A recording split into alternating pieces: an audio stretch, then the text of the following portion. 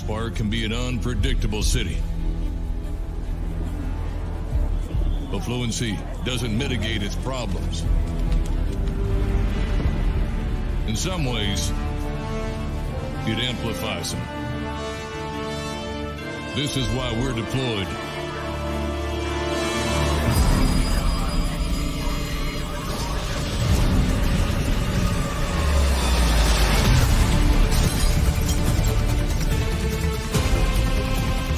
But we've seen better days.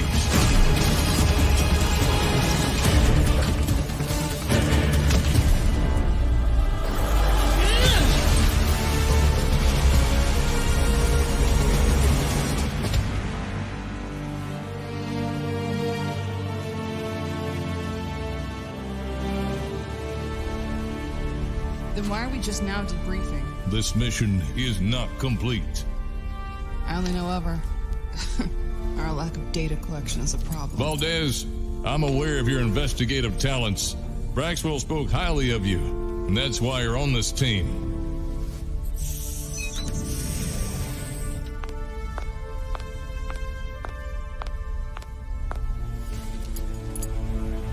Local law enforcement handles itself very well. But there are those with abilities. Some believe themselves to be good. Others don't even attempt to act as if they are.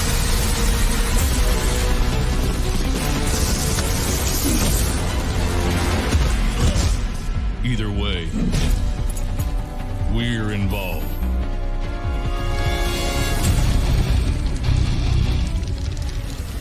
Not everyone will agree with our status.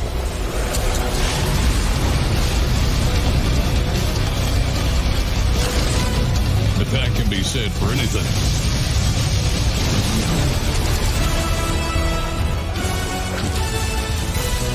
May I remind you both, we're Alphacore, and failure is not what we do.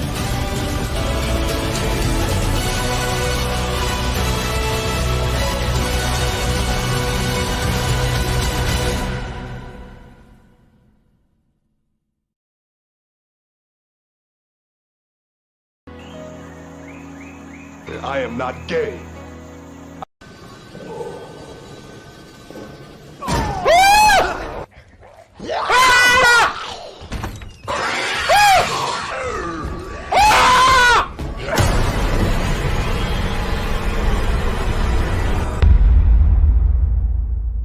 For the players. I am not gay. Do not come. Do not come. I'm gonna come.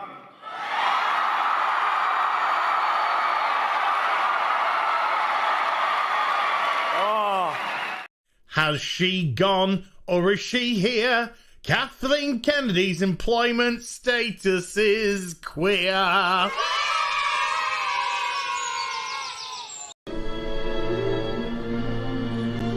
What are you doing? Adjusting your breasts. You fainted and they shifted all out of whack. There. Thank you. You're welcome. It's really ready to go.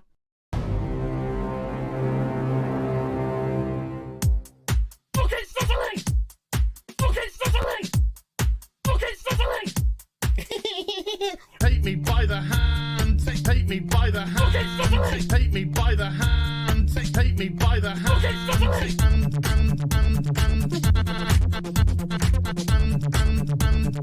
He, him, they, them. He, him, they, them. Some people just call me Fluffy. Me by the hand. Ocean man, take me by the hand. Ocean man.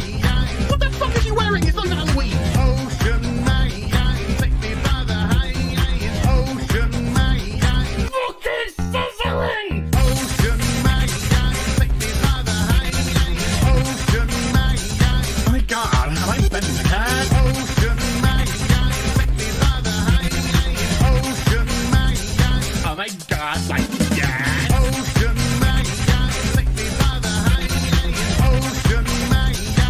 darling, you can smile more. Ocean man, take me by the hand. Ocean man, that's what we fucking do.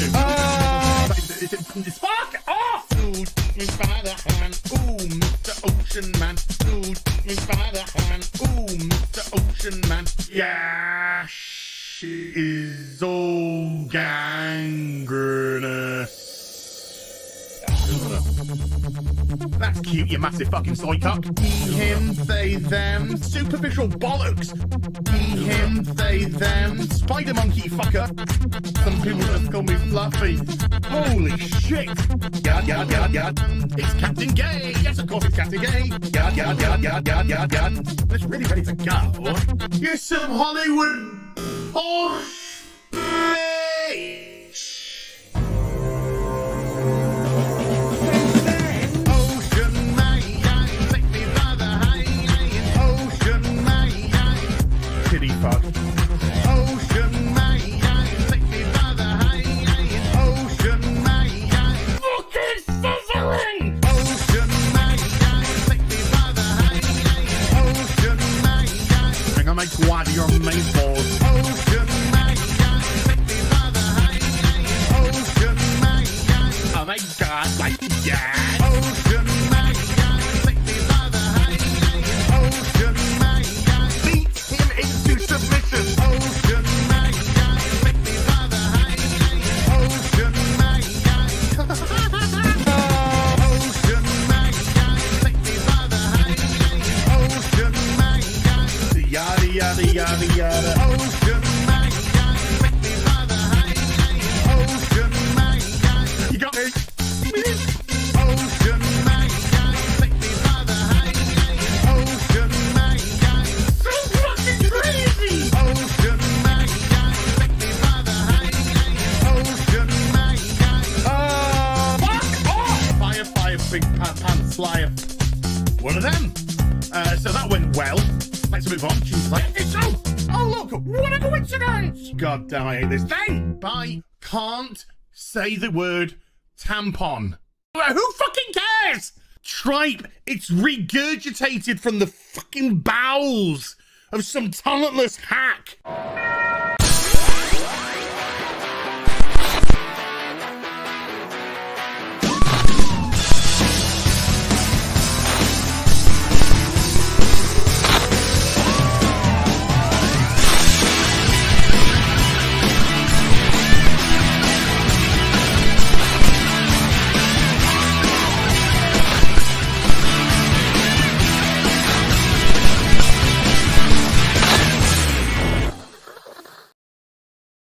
Got everybody growing that dead kid attacker.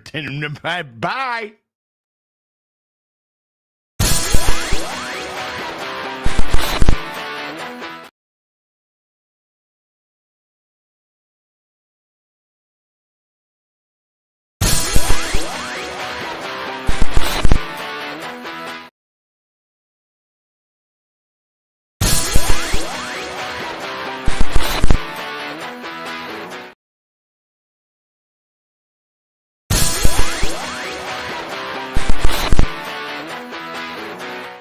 Hi, everybody. Welcome to Afternoon Tea with Az. I'm your host, as always, Az Babyface.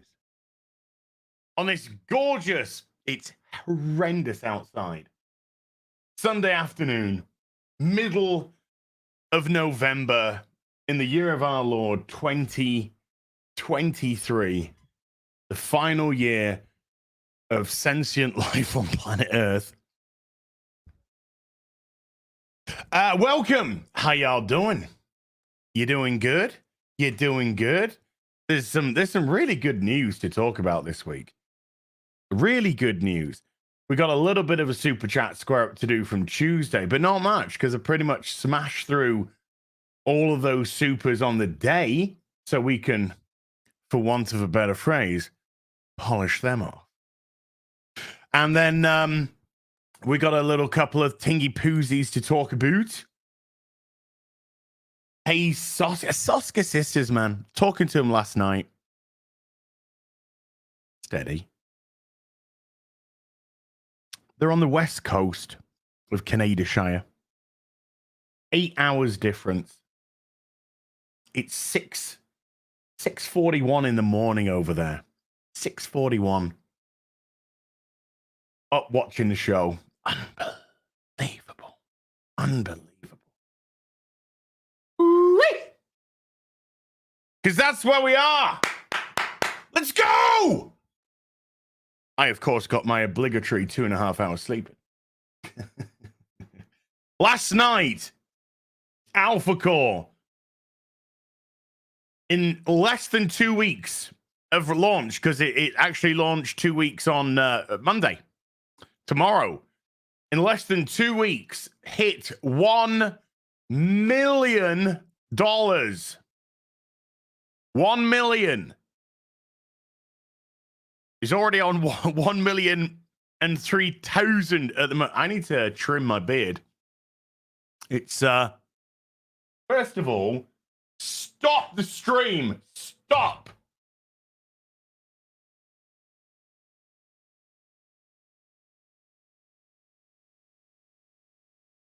I didn't even brush my beard. Didn't even brush it.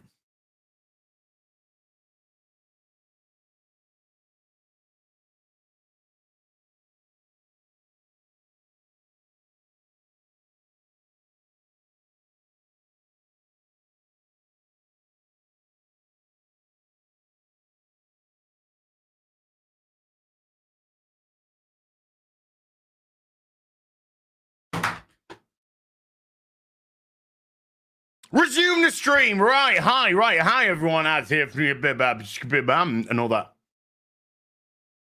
$1 million. Let's have a little Luxie poo. Let's have a little Luxie poo. Luxie poo. Luxie poo. Here we go. 1,003,757 as of this right now. Nearly 10,000 individual purchases. Over 17,000 books sold. Every single book from the Rippaverse, Isom 2, Alphacore has hit 7 figures. Clearly a scam. Clearly a scam. Shipping starts on the 12th of December. Somebody stop this hack! I am sick of this scam, Eric. I am sick of it. He's buying his own book. He's just buying his own books. He's gone to the bank. He said, hey, can I have a little bit of a loan? They said, didn't you watch Captain Falcon, Black American Soldier Person? Banks don't give loans to black people. Really? That's not true. It is on television when you want to push an agenda. Gotcha. This isn't TV. Oh, okay. We'll give you some money. What do you need the money for? I just want to buy all my books back. I just want to buy them all back. Make it look like a success. I'm going to create 10,000 individual accounts and buy all my books back. Sure, Mr. July. Here you go. His millions. Go buy. Thank you. We got your number. I got a tickle.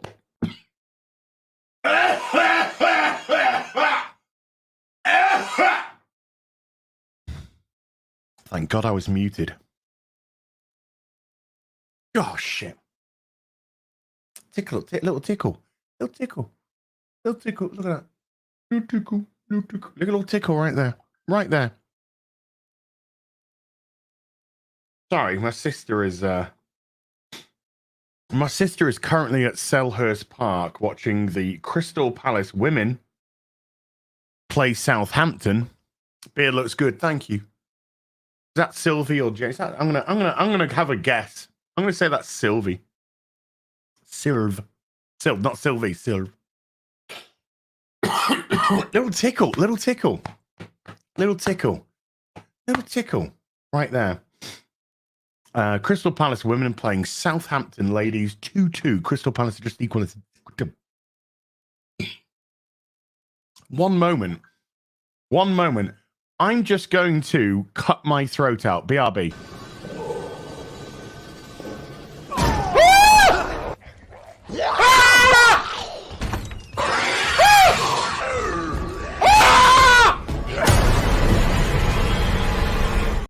It's in the game.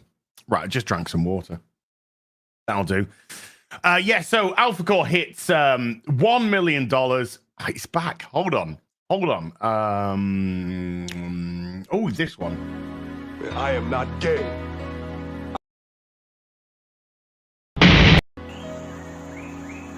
I am not gay. I am not gay. I am not gay. I am not gay. I am not gay. Right. I think I hit the right button.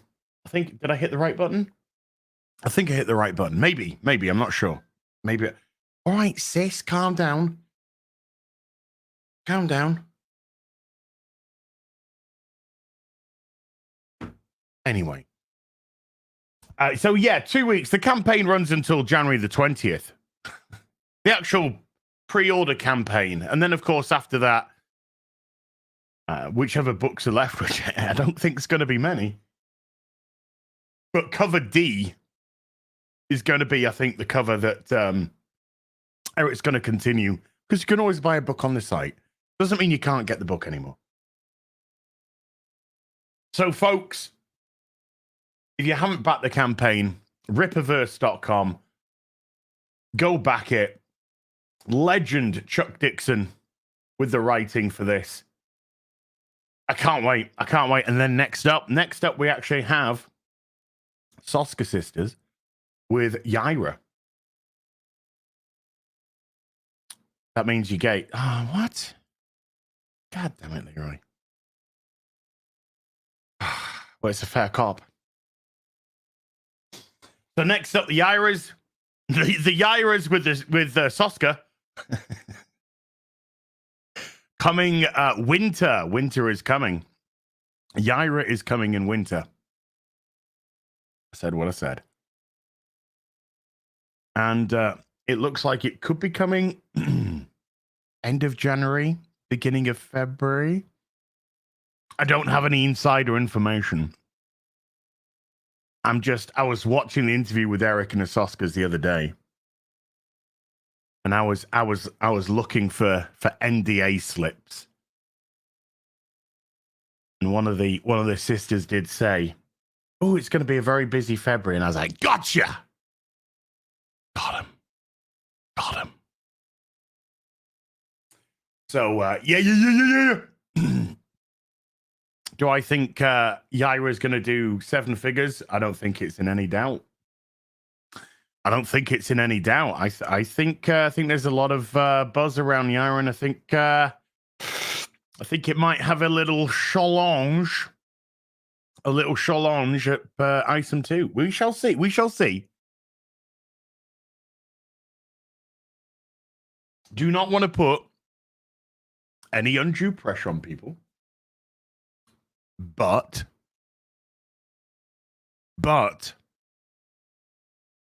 I just think it's really I think it's just a great time right now.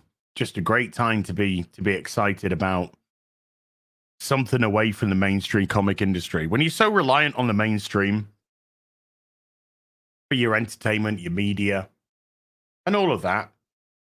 Because these are the people who are meant to be the professionals. These are the people who are meant to be hiring the best of the best to put out the best product for you, the audience. Excuse me. And as we all know, that's not been happening. Now, obviously, throughout the course of time, in memoriam, there is stuff which is not good. But once upon a time, we could see a shit movie and be like, "That was a shit movie." And then the company that made them would be like, "That movie didn't do very well. We need to make sure the next one does." Nowadays, of course, we just get told that we're all kinds of istphobes and isms and whatnot.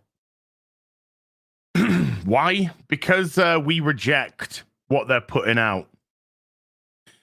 So why are they so defensive about just a shitty film? It's not a shitty film. It's an ideological film. We all know this. Films are no longer. What do they say? Entertainment is a privilege. Entertainment is a what I can't remember which company it was that said it. Entertainment is something like a white privilege.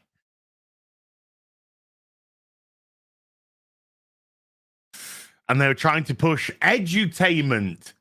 Edutainment. We're going to educate you. Well, look, I'm all for learning new things. I'm all for increasing my knowledge.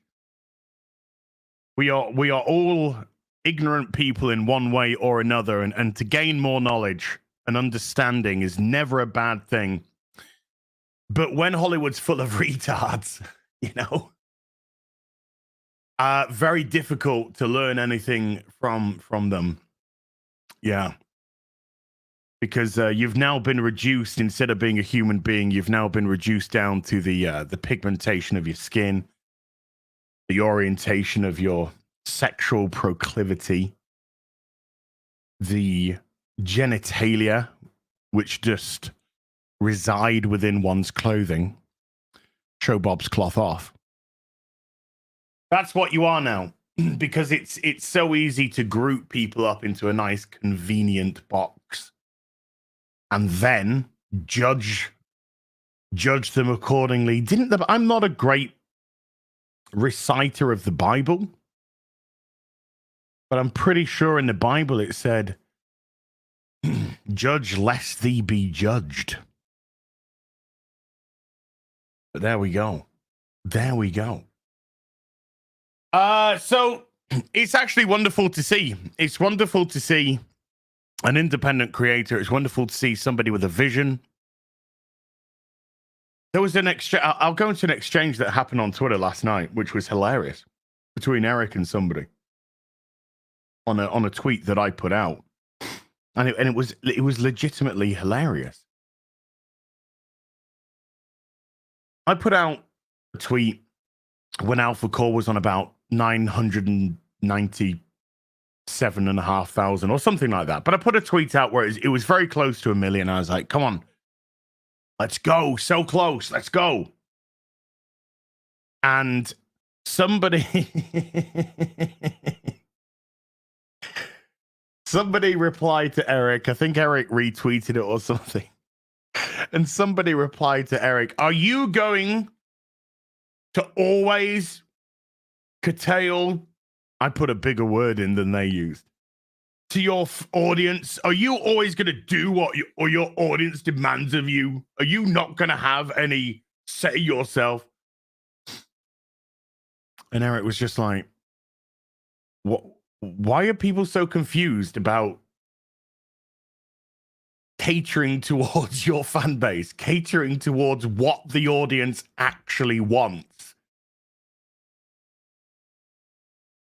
And it's so true. This is the level. What to say? You judge based off the level of your haters. Holy shit! We must be retarded, judging by the level of our haters, because let's just say the IQ and the brain power is rather lacking. 3 campaigns, all of them 7 figures. I think this doing over 1 million with still nearly 2 months. 2 months tomorrow to the day to the campaign ends. 2 months still to run on the campaign. Collectively, the Rippaverse in the 3 books has taken over $7 million. That's not even going into merch from the store, which has been sold individually, or anything like that. So turnover-wise, in excess of $7 million. And all you've got is the...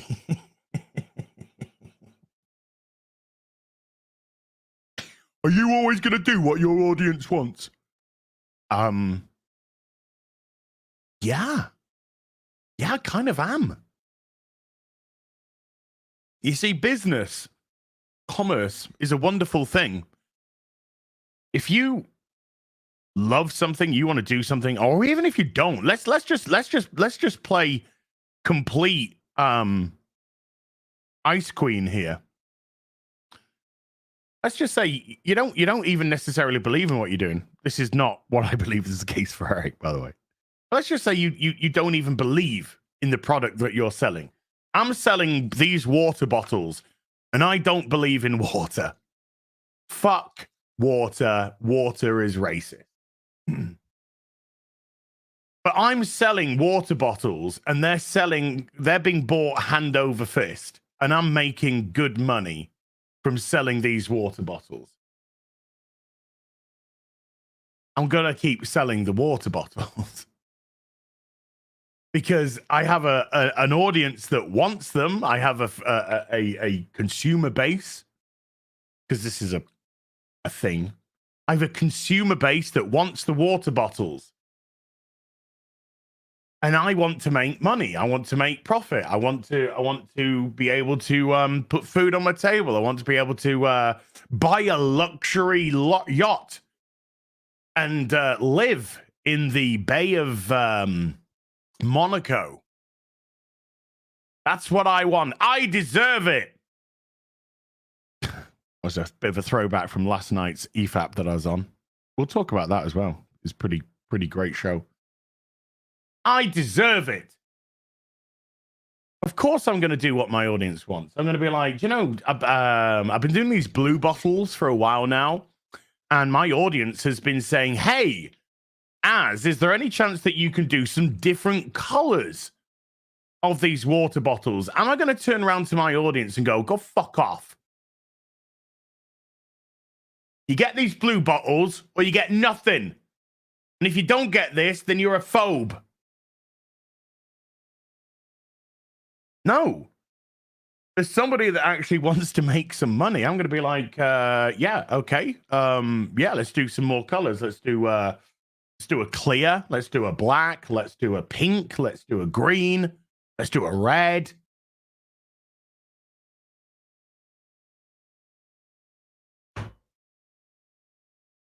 It's a symbiotic relationship. Now, if you apply that to art, it gets a little bit more complicated, of course, because with art, you have a vision. You have a vision of what you want to do. I've created this character, and this is the story arc that I want to take my character on for this period of time. After that, we'll see where it goes. But this is the story arc that I like. So I create character A. Excuse me. And character A has two best friends. He's got character B and character C. One of them is male, one of them is female, because there's only two genders. And I'm putting out the comic, or I'm putting out the book, and then my audience say, hey, we really like character C. She's great. We want to see more of her. Do I want to turn around and go fuck off? I have a story for character A, and that's it. If you don't like it, you don't like my characters, don't buy my book. As pseudoconic. There. As pseudoconic. No. You say to yourself, okay, right, this is interesting. I've got my character A, and I've got the story for my character A, and I want to take him in this direction. And I've got a vision. Nameless names, turn your caps lock off. I'll give you 5 minutes to find it. But I'm also going to say to myself, right, I need to do something with character C. The audience wants character C. A lot of positive feedback on character C. Let's see where that goes. That's what you do. You see which characters are working, which characters aren't working. You see where people are gravitating towards, where people aren't. They're getting not fussed about. That's what you can do with art and with comics, because they are art. but without getting too pompous here, you also want to sell it. Yeah? You also want to sell it. So when I read Item 1, which I didn't read, of course, when I didn't read Item 1, when it got to the part, which I wouldn't know about because I didn't read it, but when it got to the part, which I'm totally guessing because I don't know what's in the book, when Yaira started fighting Isom and Alphacore came in, I really liked the look of the Alphacore. Excuse me. 2 seconds.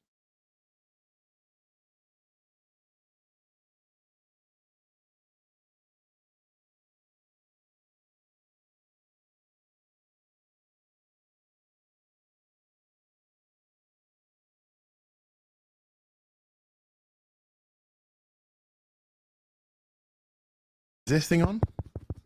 This thing on? Okay. Sorry, I'm pregnant. And I saw Alphacore, and I was just like, ooh, I just like the look of this dynamic.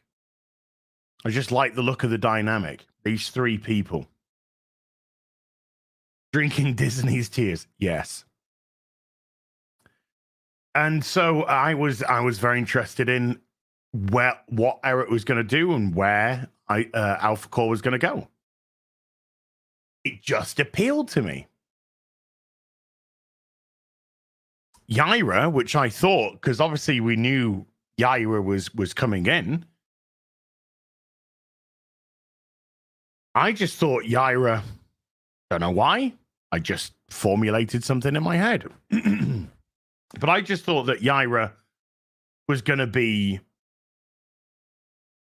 and I don't want to use the word generic derogatory in a derogative manner, but I just thought she was going to be a hero, you know? I just thought we saw Isom, we saw Yaira, we saw Alphacore. I just thought this was like a bunch of the heroes who were going to be brought in. And then when you saw what happened with Yaira and Alphacore and Isom in the first issue, then I was sort of like, oh, oh, okay. This is a little bit more complicated than that. All right, okay. So you get interested in that character.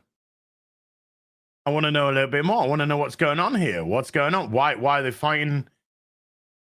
Why is she really pissed with authority? Why is she pissed with the Alphacore? Why is she going straight after, you know, Isom engaging, Isom getting his fucking dick handed to him? So that becomes interesting. It becomes, as a comic book reader, you get interested in these things. You decide, would you like to know more? Would you like to know more? And do my part. That's you know, I'm not saying anything here which is complicated or people don't understand. You know,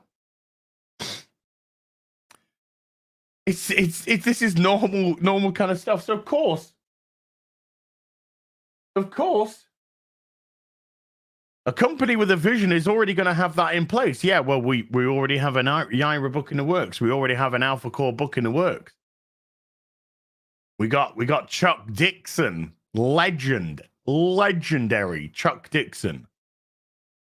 Batman Detective Comics, Robin, Nightwing, Catwoman, Azrael, Birds of Prey, etc., etc. More and more. We got Chuck Dixon coming in to do Alphacore. Oh, no. We got the Soska sisters coming in doing Yaira. I didn't know. I'm, you know, just being totally. I didn't know who the Soska sisters were. I didn't know who they were when it was announced. And Eric was, he was just like, oh yeah, I read their Black Widow run, and I knew this was exactly who I needed on the book. So I went out and I bought Soska Sisters No Restraints Play, first 5 issues of their Black Widow run. We've got them on the Real BBC this Tuesday. So I planned on, because it was a 5-issue collective, I planned on reading 1 issue a day. So by the time it got around to Tuesday and the Real BBC, I would have read it. I would have got an understanding of their work. But I started reading it, couldn't put it down. Legit. No, I'm not blowing smoke up anyone's ass. I'll say if I'm not keen on something. I'll say if I think something's fine. But I started reading it, couldn't put it down. Could not put it down. Had to read it from cover to back. All 5 issues. Loved it. Absolutely fantastic. Like, fantastic. So, you suddenly realize, okay, I understand why Eric's got faith in these creators. And then you read this, for example, which is, Black Widow, female character. A very kind of damaged female character. And then you see the interaction in Item 1, which I didn't read, and I have no favorite parts of, because I haven't read it. And you see the interaction between Yaira and the Alphacore and Item, and then you realize, yeah, I get it. I think they're the perfect fit for this little thing that we've seen. I think this is the perfect fit. This is going to be interesting. So heaven forbid, Monsieur July, if that's your real name.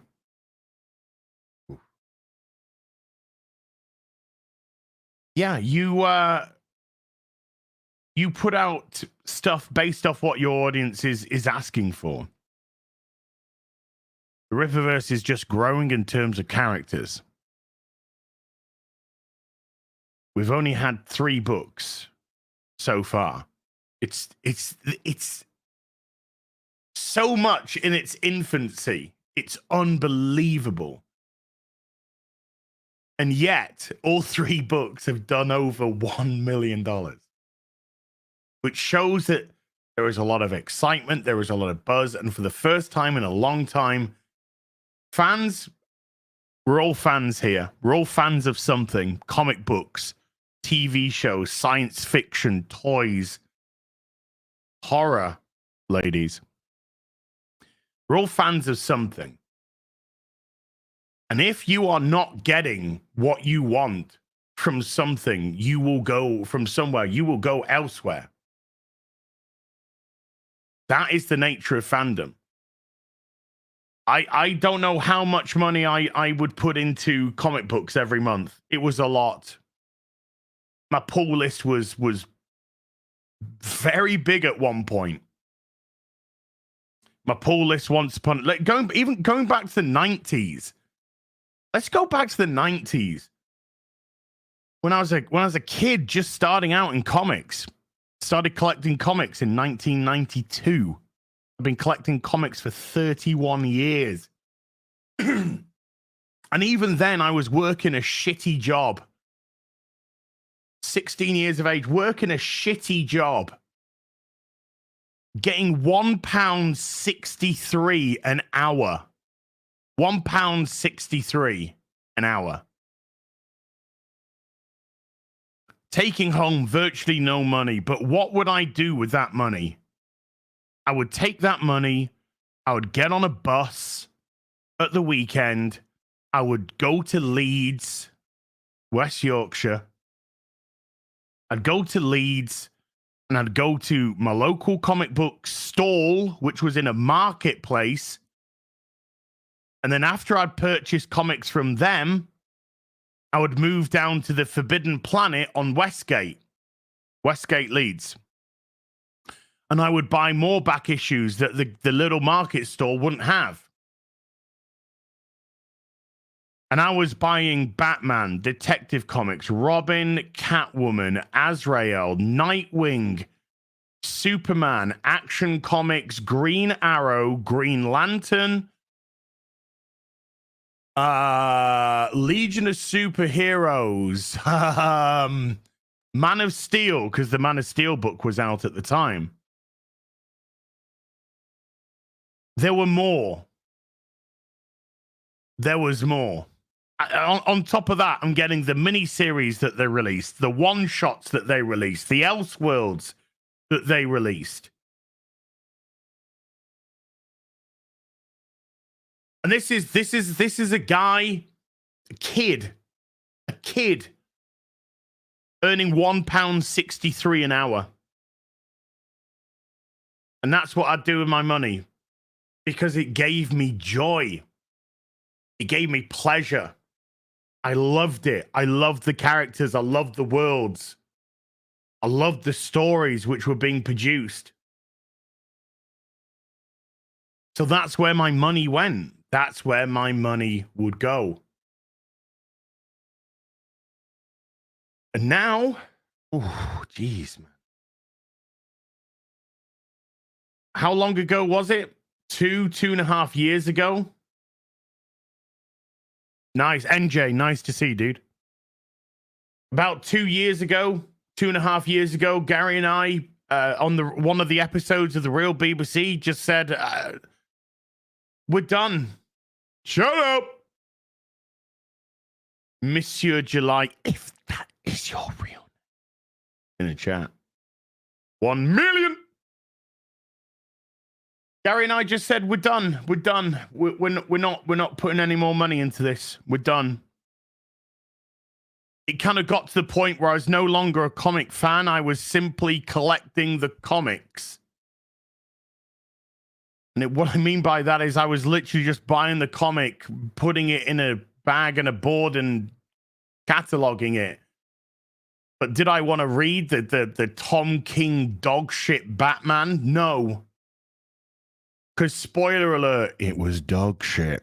It was dog shit. Did I want to read the Bendis Superman? No, it was fucking abysmal. All the great work that Dan Jurgens had done, coming back to DC, coming back to Superman. In my eyes, the greatest writer of Superman ever, Dan Jurgens. Doing this amazing start on Rebirth, relaunching Superman, making Superman great again. And then Bendis came in and shat all over it, ruined it, complete and utterly destroyed it. And then Tom Taylor made sure that Jonathan Kent took it up the wrong one. Why? So why put my money there? Why? Am I bothered about being shamed by a piece of shit? No. No. I'm not bothered about being called an istophobe, an ism, a this, or that, another by some absolute fucking turd who's come into the industry not based off talent, but based off ideology, and is trying to preach to me about what I should and should not be watching, listening to. No, I don't. Sorry, ma'am. I don't give a fuck. Call me what you want. First of all, it doesn't make me that whatsoever. And second of all, it's called projection. You're just projecting on me what you fucking are. You're also projecting on me your insecurity because you know that you don't have the talent of these great people like Dan Jurgens, like Chuck Dixon, Kelly Jones, Graham Nolan, Mark Millar.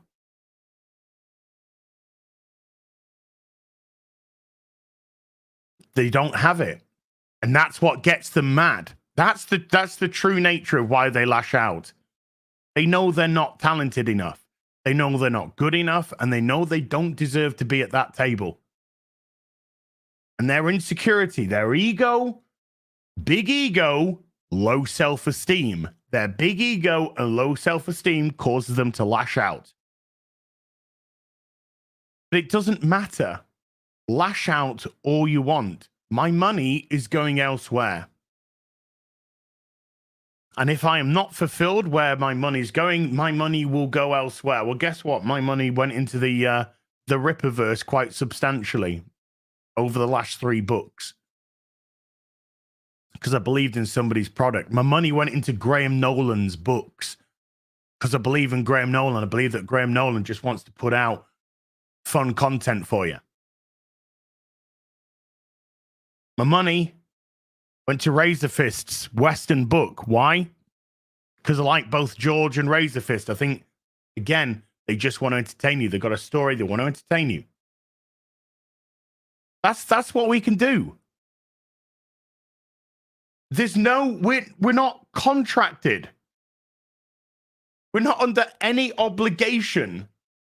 The mainstream have no right to our money or our adulation, praise, whatever. They have no right to it. Just like everything in life, it has to be earned. But they are hiring people who don't believe in that. They're hiring people who think that just because they have brand name, you automatically should consume. Well, I'm not a consumer. I'm a customer. I am a customer. And my relationship with you is a business transaction relationship. You give me something I want, I will give you something you want. You give me the product I like, I will give you currency in return. When that deal is broken,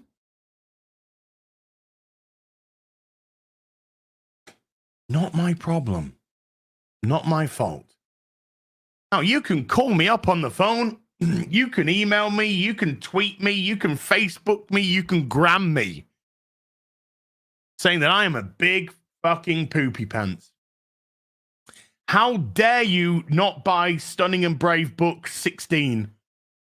Because Stunning and Brave Book 16 is very important. I don't care. It might be important to you. To me, it's toilet paper. Less than. I wouldn't wipe my bum with it. If you won't give me what I want, I will go elsewhere. That's what I'm doing. That's what I'm doing. I'm happily so. Have I stopped buying mainstream comics? No. Has traitor? No. I'm buying mainstream comics. It's just back issues from years ago when they were good.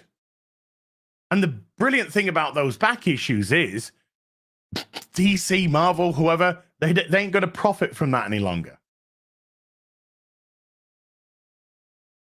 I'm just going to fill up my water. Let's just bask in this again. Floorspar can be an unpredictable city. But fluency doesn't mitigate its problems. In some ways, it amplifies them. This is why we're deployed.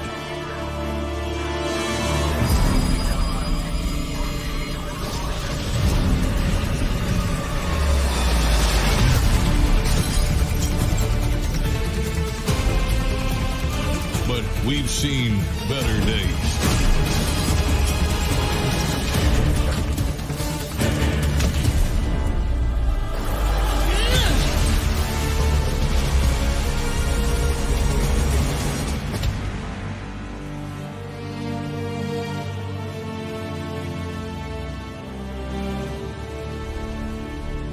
Then why are we just now debriefing? This mission is not complete. I only know ever. Our lack of data collection is a problem. Valdez, I'm aware of your investigative talents. Braxwell spoke highly of you, and that's why you're on this team.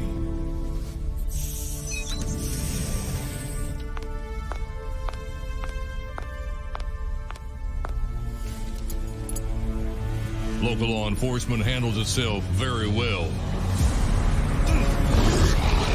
But there are those with abilities. Some believe themselves to be good. Others don't even attempt to act as if they are.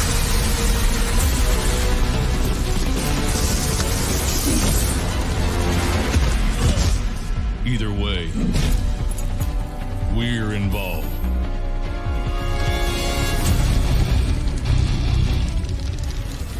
Not everyone will agree with our status.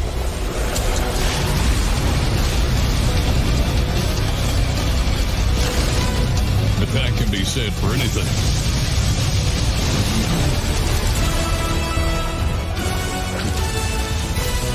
May I remind you both, we're Alphacore, and failure is not what we do.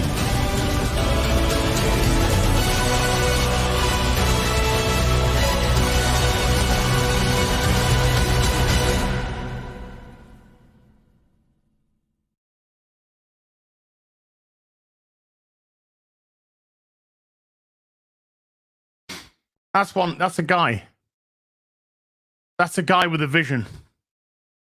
That's not a multi-billion-dollar company. It's now a multi-million-dollar company. That's a guy with a vision. One vision.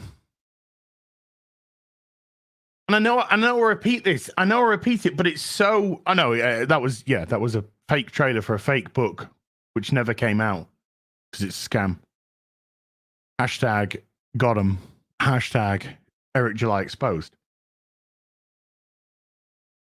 I know I said this time and time again, but this is a guy who was sat down with Gary from Nerdrotic and just said, "Hey Gary, should I just do my own thing on a stream once? Should I just do my own thing? Should I just make my own comic? Yeah, do it. All right then."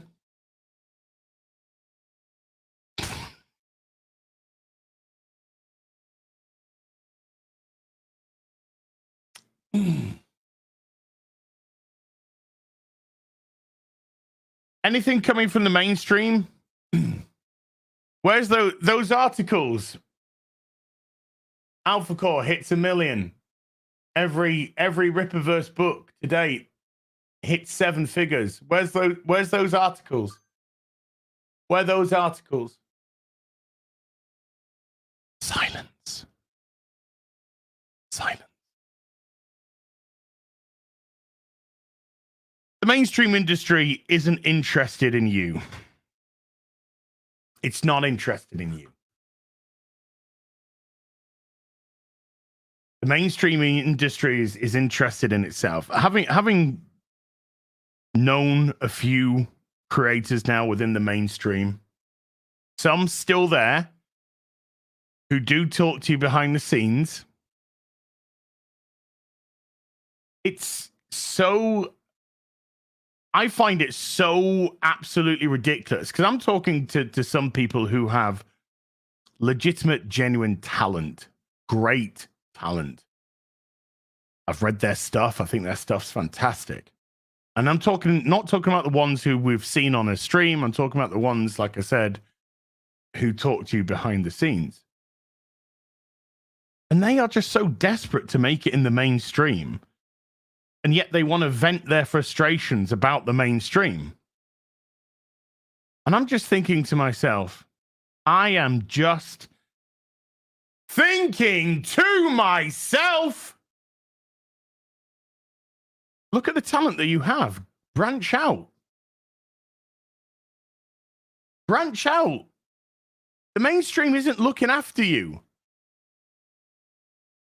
Believe in yourself. Believe in your talent. Go out there. Go independent.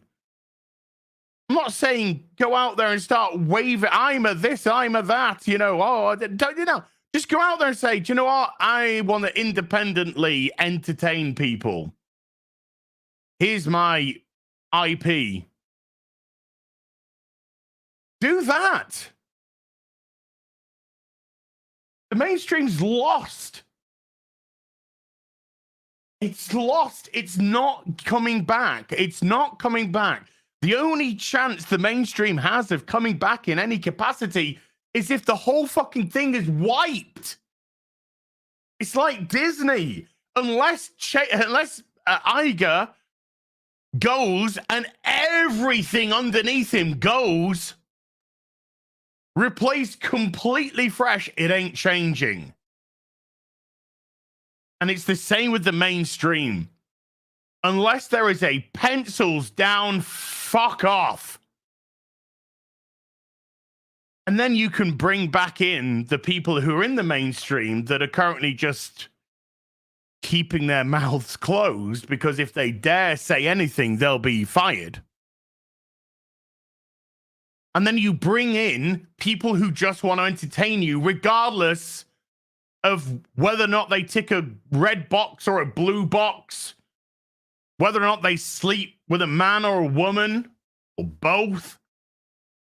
You just bring the people in who want to create great product for people. But that's not going to happen.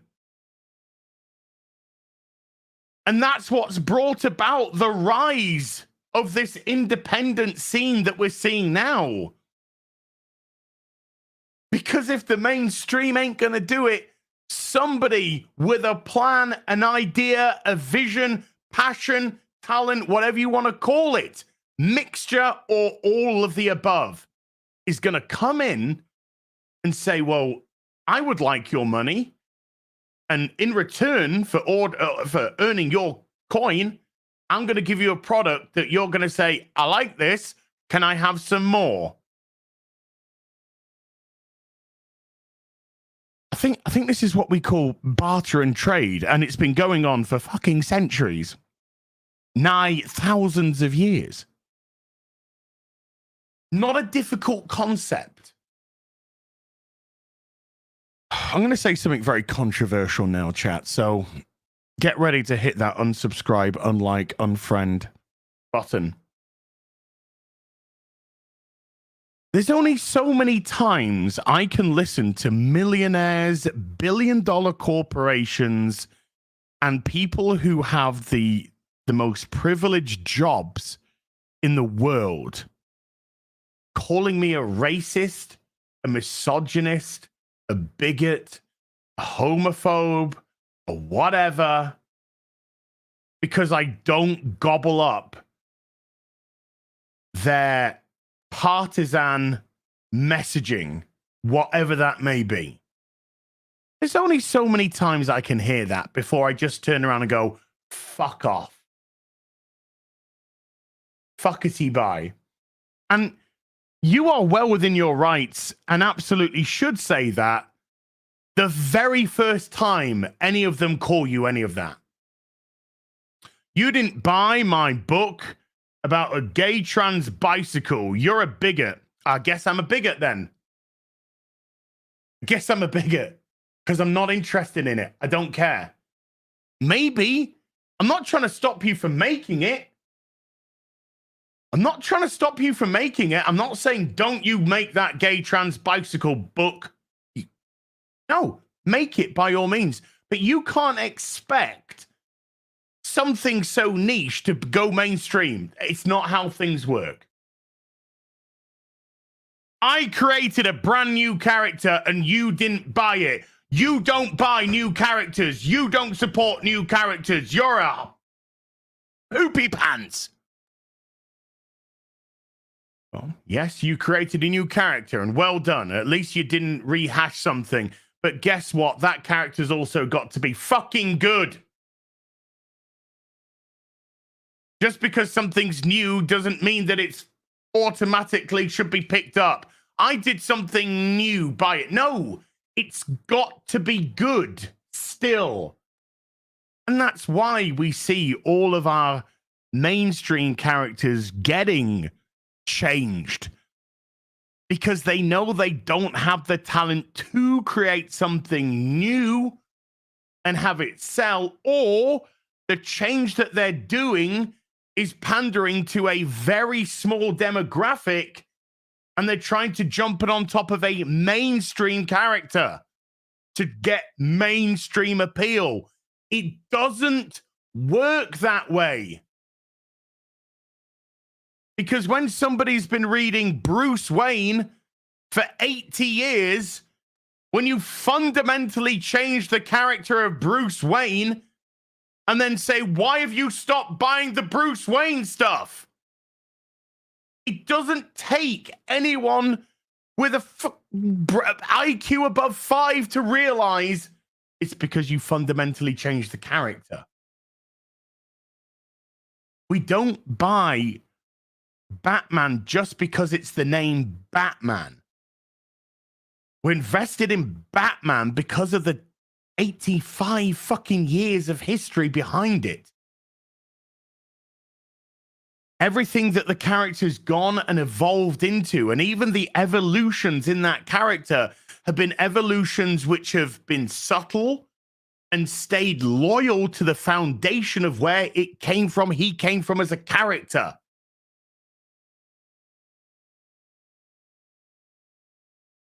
That's why. And I would be insincere if I said they don't understand this. They actually do understand this. We know that they do understand this. That again is the frustrating element for them, is they know full well why it's not selling. They know full well. They're angry at you because you haven't accepted the slop. That's why they're angry.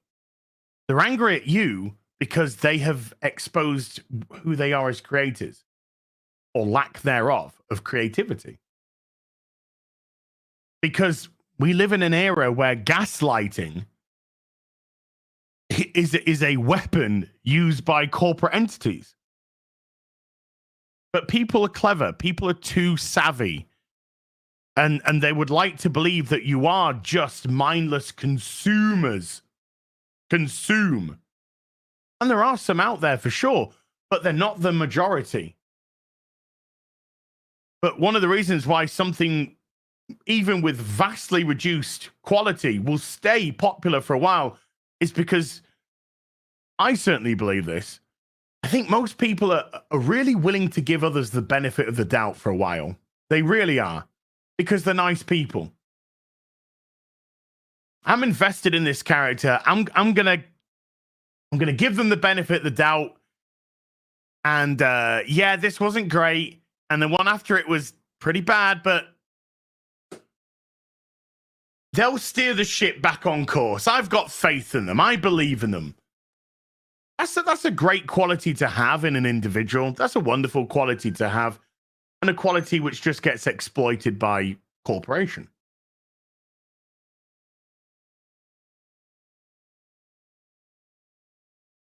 But there comes a time where people just get to the point where they're just like, I'm done. I'm done. I have tried. I watched phase 4.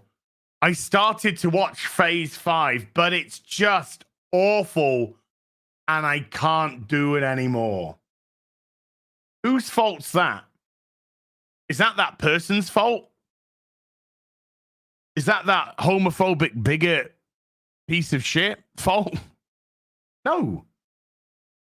They don't own the franchise. They don't own the characters. They don't own the IP. They have no control over the writing, the casting, the direction.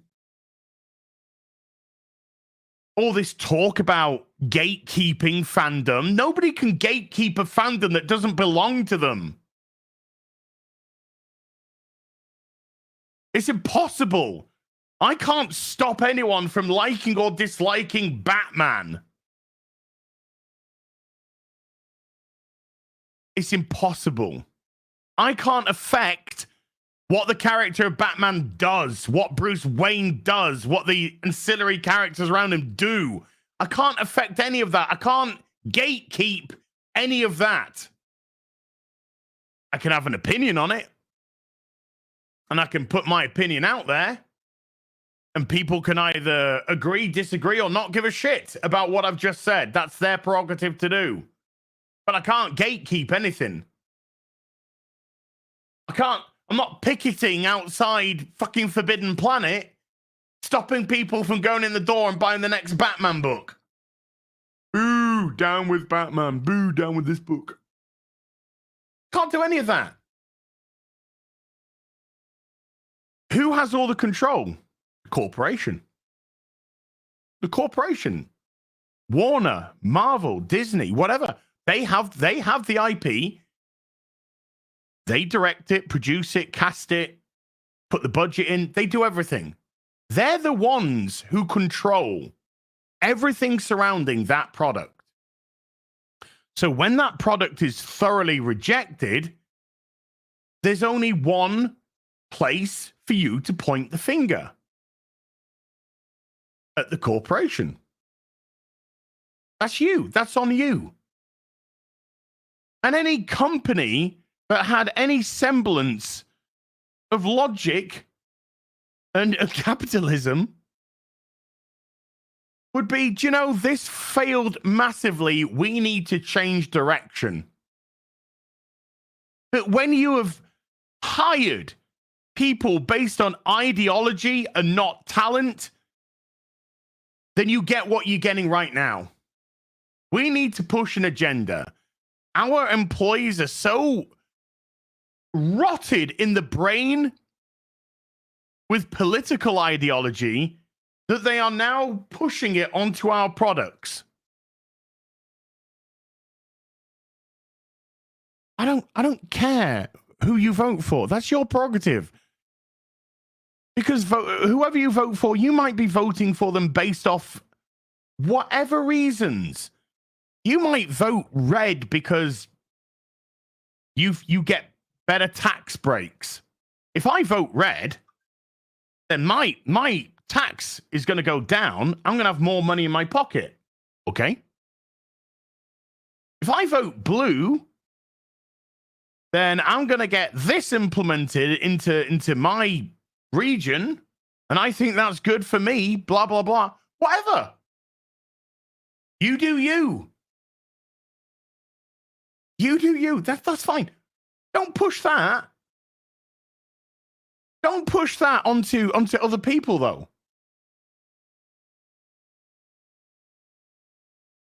And when you've got a mainstream, when you have not just hired people that are just so broken ideologically, but you also have surrounded yourself with a mainstream media that is a like hive mind.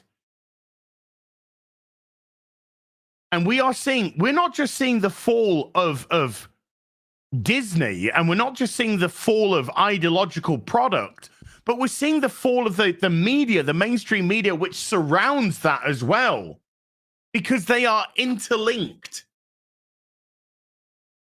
Fucking scissoring. They are interlinked. If one falls, the other falls. Vice, supported by $1 billion company. All the little facets, all the little branches of Vice are falling one by one. Jezebel being the latest, and Kotaku are going soon. And can I just say, for the record, fuckety fucking bye when you do, you piece of shit rag. Because they are linked together. You want diversity. Diversity has already existed everywhere. That's a lie. Inclusion and diversity is the scam. Because it's always been there. Always. Pick up a film from any fucking decade. Pop it in, pop it on. You will see organic diversity all across the board. That's the scam. But right now, there is a big diversity that you don't want, and that's diversity of thought. That's what you do not want. Because you are a hive mind. You are only trying to push a singular ideology. And that's where things not just get poor in terms of creativity, but they get boring. Boring. Yesterday, Russell T. Davis talked about why Davros is no longer in a wheelchair. And he said because, and I'm paraphrasing here, but he said because I wanted to take away the stigma of being evil and disabled together.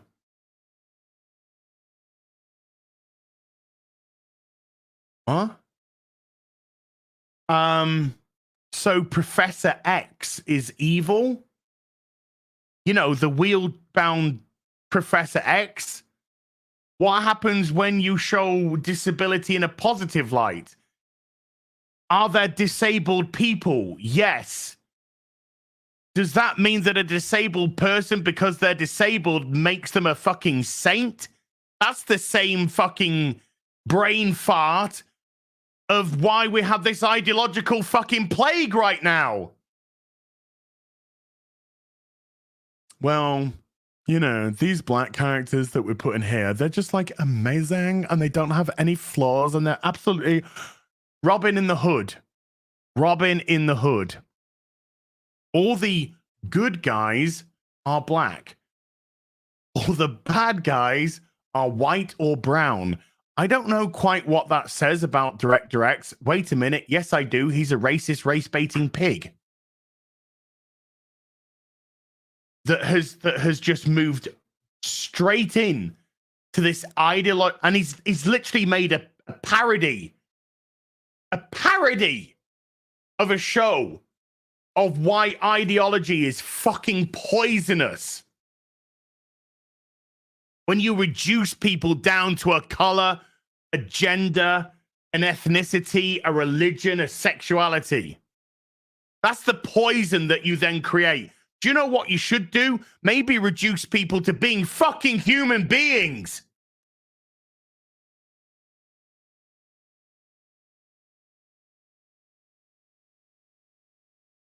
But you don't want diversity of thought.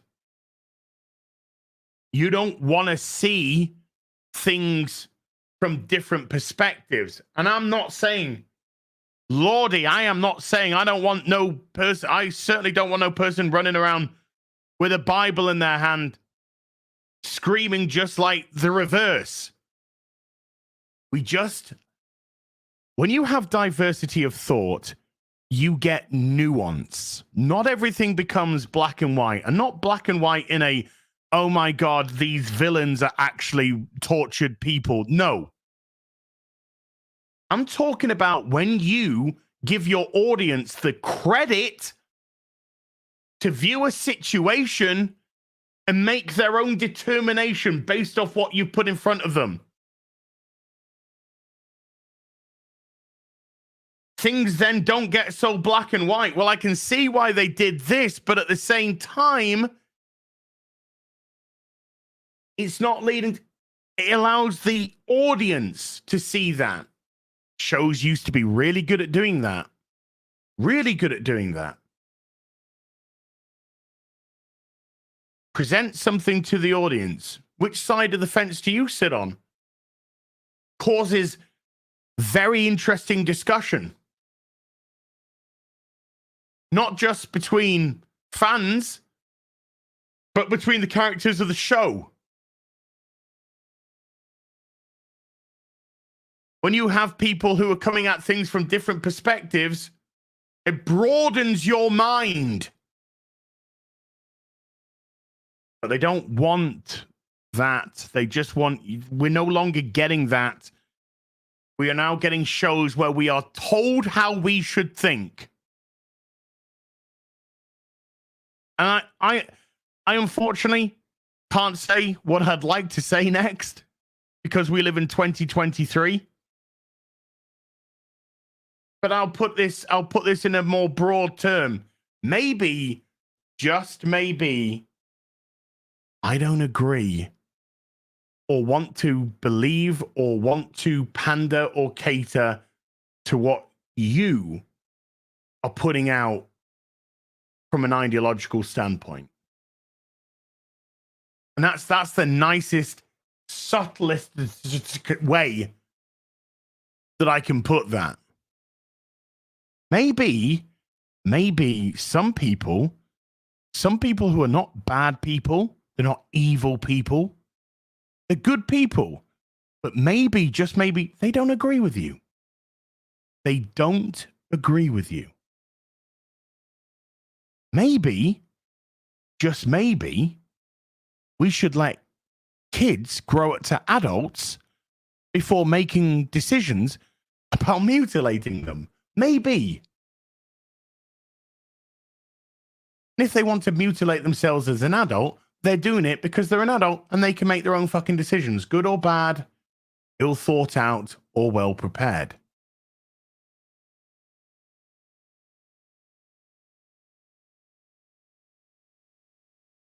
Maybe, just maybe, there's more room at the table than just you.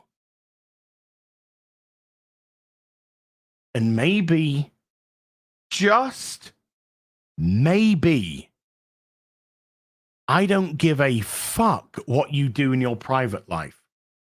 And I wish you would just shut the fuck up about it. Because the world doesn't revolve around you. It revolves around the 8 billion of us that are sat on this planet. And you're no more special than anyone else. Maybe. Just maybe.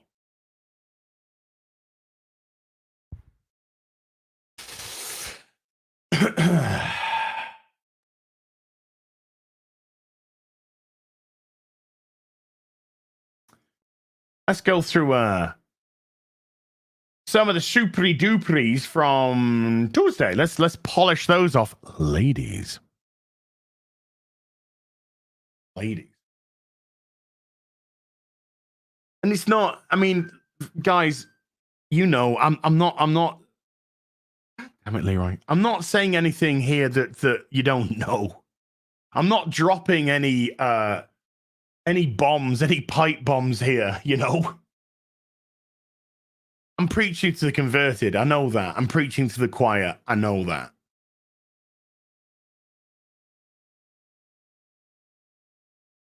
But it's when you've been vilified for so long, when you've been called all these names under the sun, that it just becomes water off a duck's back. I'm just thinking to myself, is there ever going to come a point of realization?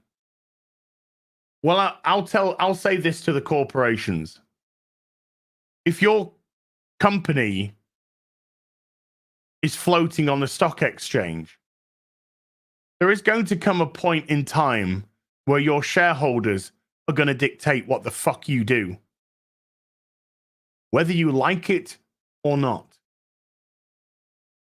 Because those shareholders are there to make money. They're not there to pander to your ideology. And when you have an ideologue in a company where they're spending other people's money to push their own ideology, so they don't give a fuck, they don't care, those people are going to get ousted and those people are going to get removed. So you can either get with the fucking program and bring back the symbiotic relationship, or you can go down. And either way, I'm okay with both. Whichever path you choose, which way, Western man, whichever pathway you choose, I'm fine with it. Because I'll win if you bring back good product, and I'll win if you go the fuck out of business. Because until there is a change, my money's not going back there.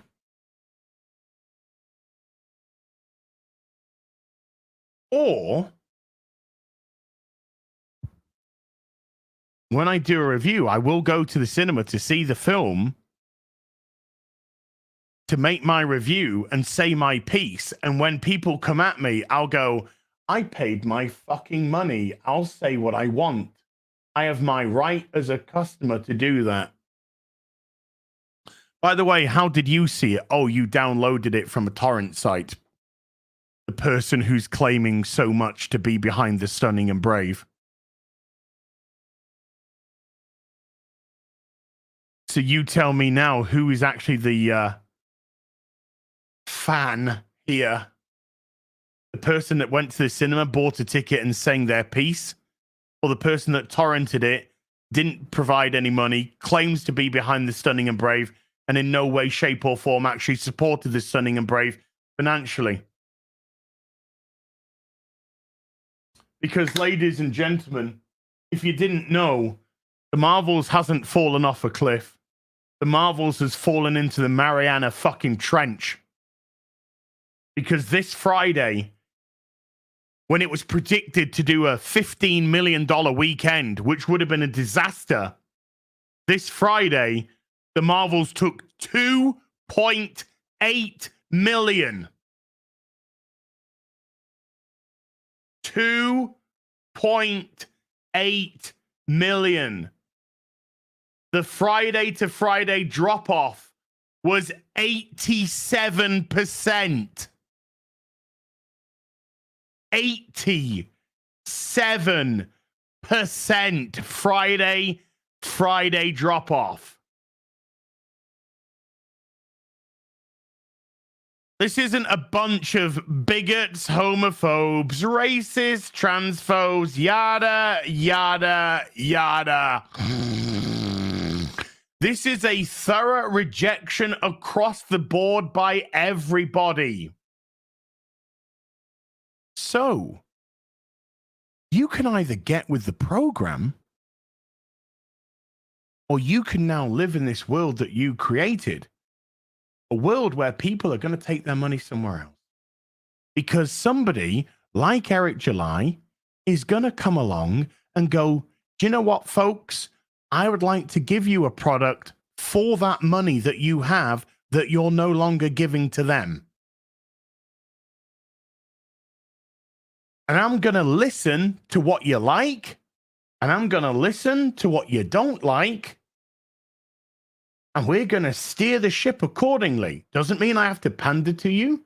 Doesn't mean I can't have my own creative direction. But it also means that I'm flexible and open to seeing what's working and not working.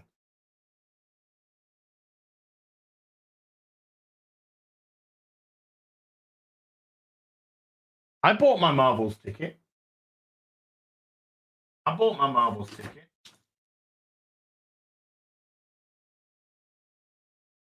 thrown it away. Oh, have I thrown it away? No. I bought my Marvels ticket. And I'm saying my piece on it. And here's a stone cold fact. Here's a stone cold cast iron fact. I have made more money on the Marvels than Disney will ever make on that film. Because even if I made $1, $1 is better than losing 400 to 500 million. Also, I will file this with my accountant, and this will be reimbursed and written off my taxes.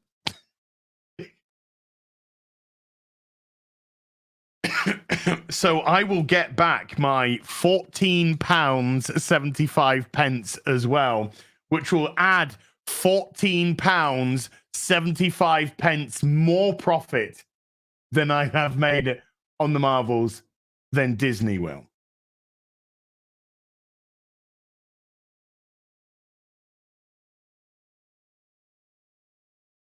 Why use it as toilet paper? This is £15 credit. This is £15 credit.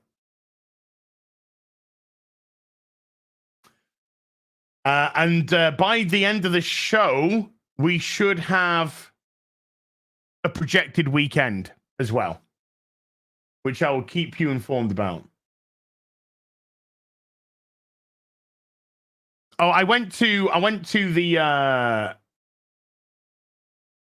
Showcase Cinema in Leeds, and I went to the X Plus screen, which is the nice big screen with the nice reclinable chairs.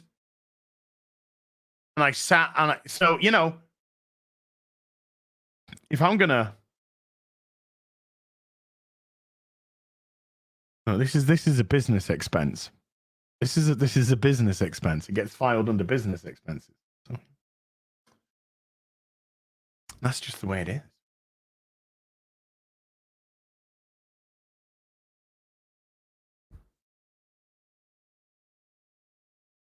Okay, let's crash through some of these Tuesday. And there aren't many because we did most of them. Smeegs with a two $10 super chats. While this is likely off topic, I was notified of a Screen Rant article on fixing Mistborn in its possible TV series. First thing was more whammon. As a massive Sanderson fan, I'm so annoyed by them coming for this now. Why do journals think they know better than the author? Okay, well, I'll respond in a sec. I would also like to point out how well that thought process is working for Marvel / Star Wars. Hell, all of you ran over.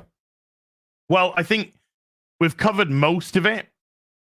We've covered most of it in what we've already discussed today. But the mainstream media isn't there to serve the public. It's there to serve the ideology which is being espoused by the corporation. So Screen Rant is one of the biggest piles of shit out there.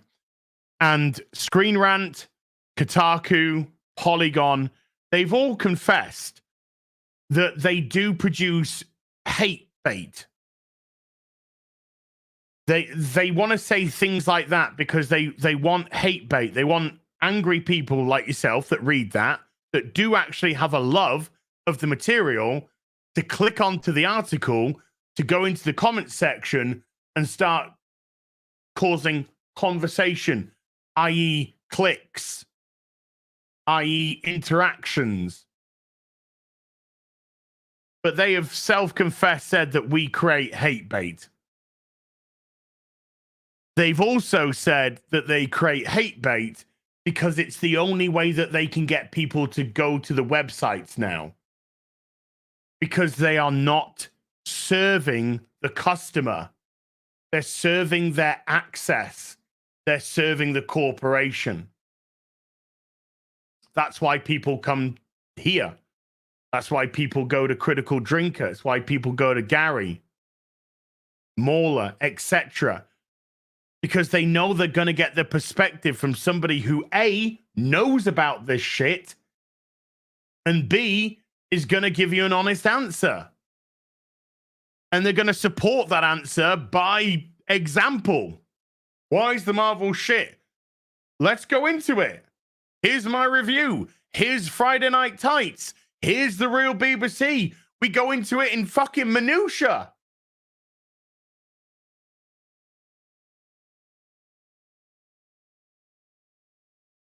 But people just want an honest opinion. It's well documented that I'm not a fan of this Phase 4 onwards bullshit from Marvel. And I've pretty much hated everything. But I've been completely honest along the way. I enjoyed the first 4 or 5 episodes of WandaVision because it looked like they were doing something different. I enjoyed the very first episode of Moon Knight. I thought there were some interesting things there.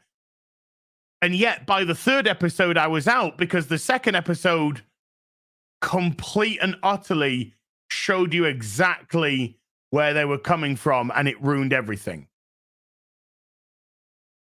Now, did I expect it to be consistent? No.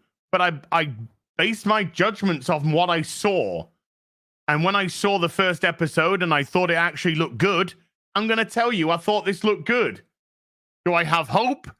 You know, there's a track record here. But I'm telling you that the first episode that I enjoyed. There is no reason for somebody like myself, Gary, Drinker, or anyone to lie. Because our currency, our worth, is authenticity. That's our worth. That's our reverse to what the mainstream are doing. We want to be honest. We want to, now you don't have to agree. We're not saying agree with us on everything. Have your own opinion. I know people that come into this stream. I know people who watch my videos. A couple of them, not many, admittedly. And maybe it's actually just one. But one of them, who's been watching me for fucking decade, said I actually liked Alan Wake 2. That's their prerogative. That's their prerogative to do. But they understand that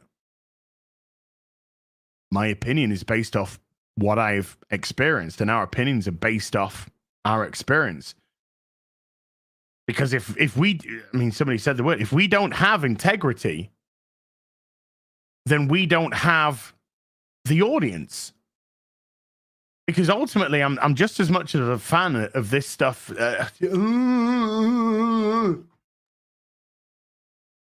as anyone else. All of it. The Lego, the Transformers, the hot toys, the whatever it is, the comics, the blah, blah, blah. I'm just a gobshite with a microphone and a fucking webcam.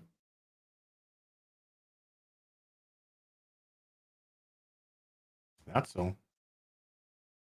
So you blocked them. Yeah, I immediately blocked them. Yeah. Like, get the fuck out of here. Somebody just said I didn't even like Alan Wake 1. I loved Alan Wake 1. I thought Alan Wake 1 was great.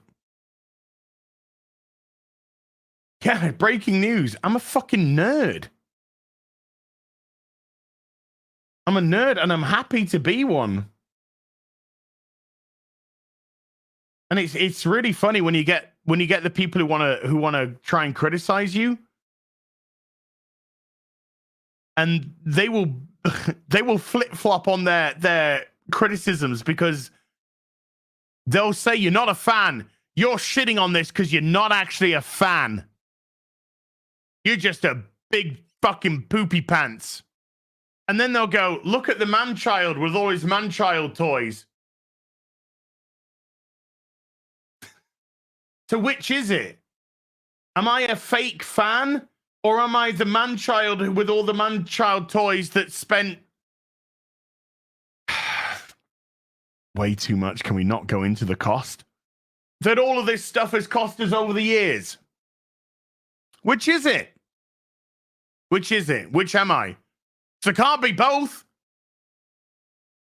Because they're contradictory. They're contradictory to each other. I have a fucking storage locker. Full. This is my boogie retirement plan. I have a storage locker full of all of this kind of stuff. Is that fake? Is that fake fan? Now we know the people that are doing this. You know, we're arguing with fucking children, or they're trying to argue, and we're just ignoring them or laughing at them. Show me your long boxes. Oof, Aaron. Which ones?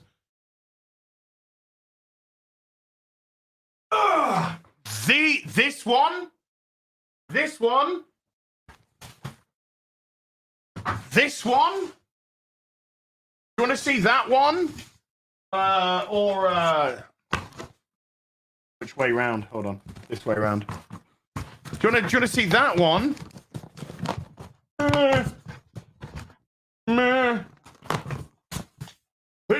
Let's put that down there. Or do you want to see? Do you want to see this one? Do you want to see that one? Do you want to see that one? Is that the one that you wanted to see? I'm not sure. Let me put this over here. Or is it this one? Is it this one? Is it that one? Is it that one? Or let's put that over there. Is it the 3 that are down in the front room, or is it the 16 which are in the wardrobe in my bedroom? So which one of the 22 boxes are you referring to? 22 boxes of...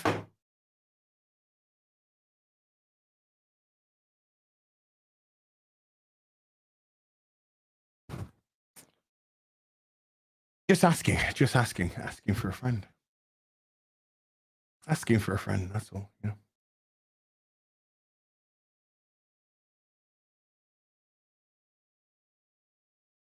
I think that's another reason, though. In all honesty, I think that's another reason which gets them annoyed. Is the fact that we actually do care. We do care. And I'm not saying that you... I know, Aaron, I know. Now, I'm not saying that this legitimizes everything. I'm not saying if you want to class yourself as a real fan, then you've got to have this and you've got to have that and the storage. I'm not saying that, because we all have different responsibilities about where our finances can go. You know, so there's no shame. There's no shame to be had there. There are people who will know more stuff about certain characters, books, franchises, science fiction, etc. They would have forgotten more than I will ever know about those things. But when you're dealing with superficial people, they only want to look at the superficial. So it is quite funny to okay. So it is quite funny when somebody like Yellow Flash, for instance, will have an argument with somebody online about Yellow Flash being a poopy pants because he made fun of this comic book movie.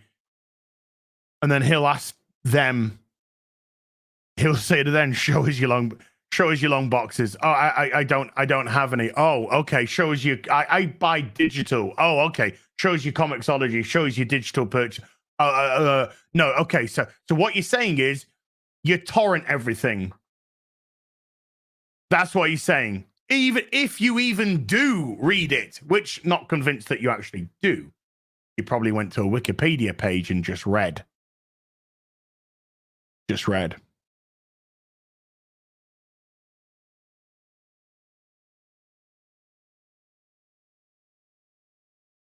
So that's another thing that they actually do hate, is that there is legitimate love of these franchises from us. We actually do care. We do care about these characters. We do care about the history. We do care about, well, we do have some levels of sort of protection over them. We want them to. We want them to continue to be great characters that are beloved far after when we've gone. You know, 100 years from now, I would love it if people were still talking, buying, watching stuff to do with Batman or Superman or Spider-Man or whoever. I would love that. But to get to those points, these characters have to be placed into the hands of people who care and have respect for them. Because right now, they're in the hands of fucking idiots who don't care about them, who don't care about the history of them, who don't care about the legacy of them, who don't care about the people who actually purchase. They don't care about that. It's all self-serving. Me. What can you do for me? Me. I'll ride on the back of ideology, because I've spoken a lot about ideology, but I'll say something else very quickly before I carry on. But make no bones about it, folks. The people who are espousing this ideological rhetoric, probably near to none of them believe in it themselves. It's a tool, it's a weapon, it's a shield, it's a sword to hide behind. But do they really believe in it? No, they don't give a fuck. It's the safe thing. It's the thing which can make me safe. I can say these things and be protected. I can go after people and be protected. I can do heinous acts upon good people to discredit their careers. As long as it pulls me up. A fucking bucket full of crabs. Bucket full of crabs. And they will fuck each other over in a heartbeat to get ahead. They're allies. They'll fuck them over in a heartbeat.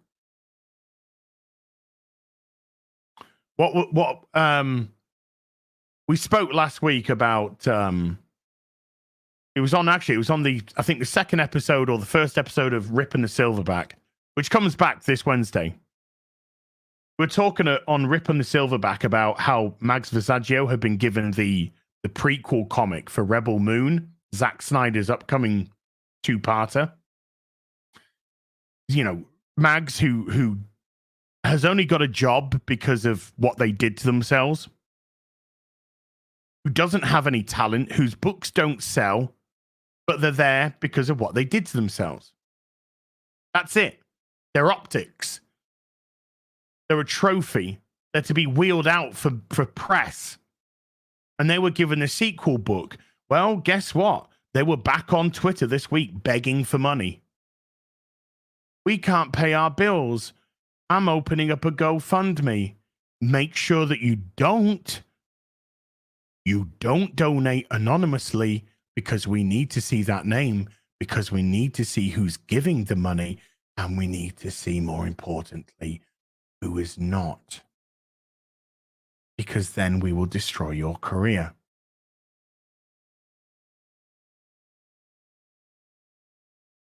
What a great extortion racket that is. If you can't pay your bills due to your job, guess what? Get another fucking job. Get another fucking job.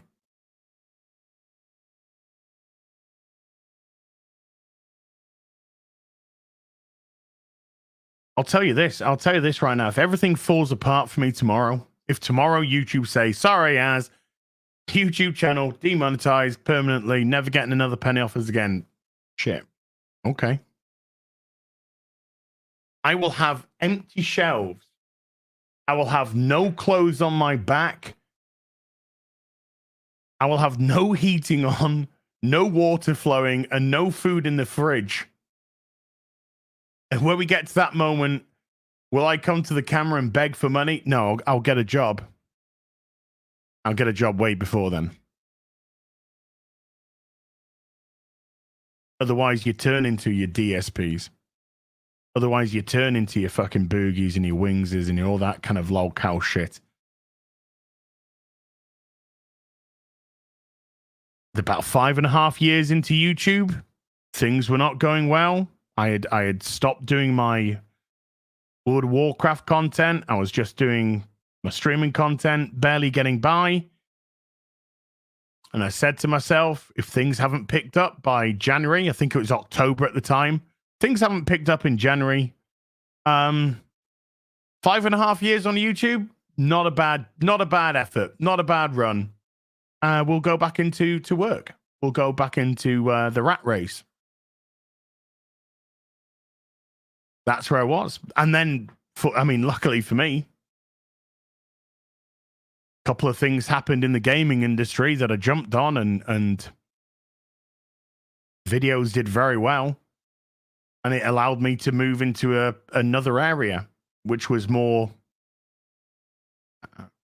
more open game discussion, talking about everything related to the gaming industry, which is what I really wanted to do. So that I got lucky, Was it serendipitous? Who knows? Was it meant to be? Who knows? All I know is I wouldn't have been able to do it without the people watching my stuff. And that's what you have to appreciate. So if it does, okay. Oh shit. Okay, we've got the weekend box office for the Marvels.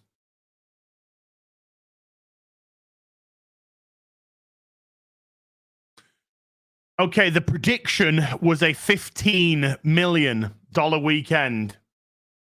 That was the expectation. About a 65% drop off. That was the predicted amount. What did it actually do? 10.2 million. A 78% drop. 78% drop. Friday to Friday, down 87%. Saturday to Saturday, 71% down. And Sunday to Sunday. And by the way, look at the last Sunday. It was horrendous. Look at the drop off from the Saturday to the Sunday. Still down 67%. Is the they haven't updated the that's not updated. Oh well, no, that is updated, but the international isn't updated. However, this movie is going to struggle to hit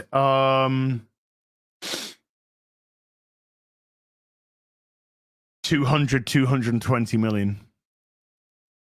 It's going to struggle to hit 200 to 220. I think it's going to do less than 200. Because I don't see the international propping it up too much. Let's add another, let's say 25 million international. Let's be generous. That would put it at around about 145. Let's be really generous. Let's say 150 million.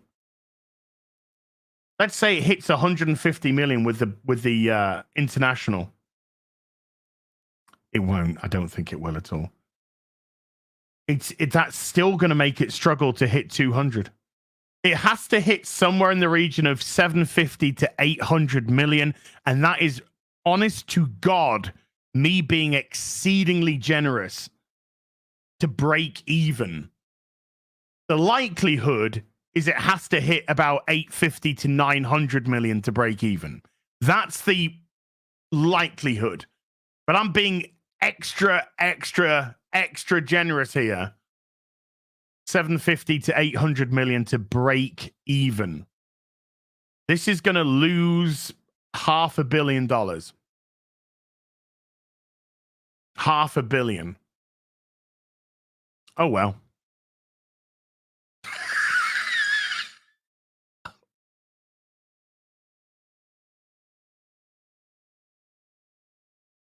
Oh well.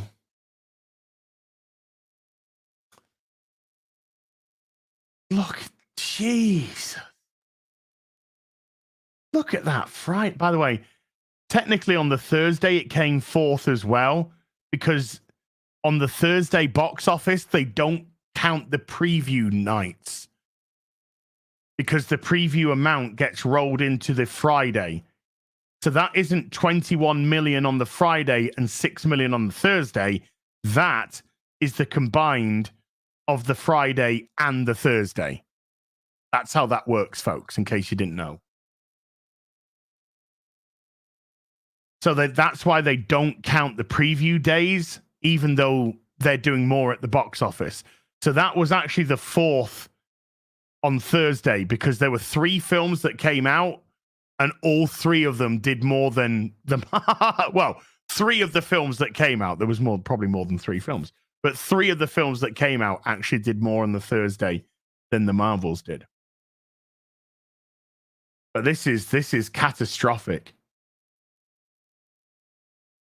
But this isn't okay. So folks, actually, okay. So which is this?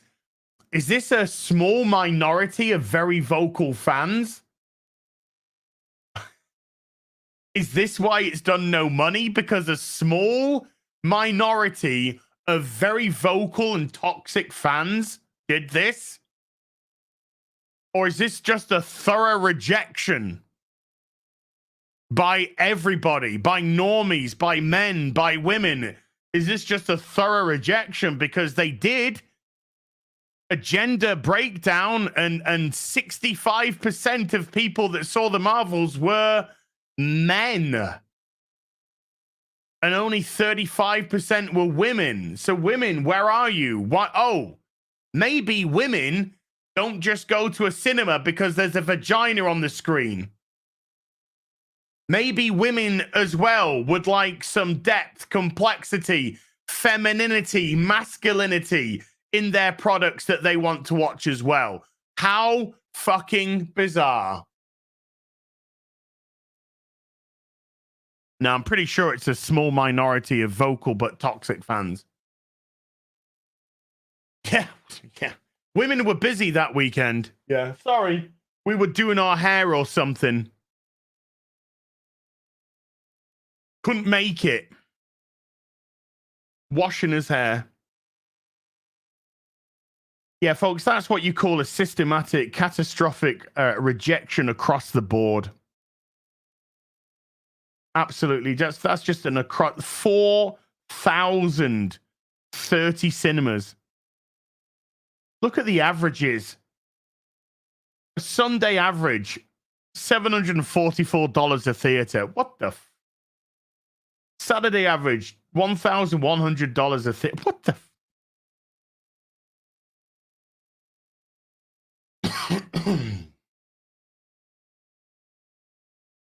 Oh, well.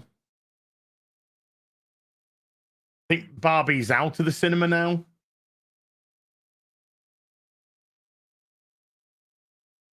Let's just jump to the front page. Let's see what the Hunger Games did. 44. That comes in lower than predicted as well. Sorry, Rachel. Trolls band together. Nearly 32 million. Fucking hell.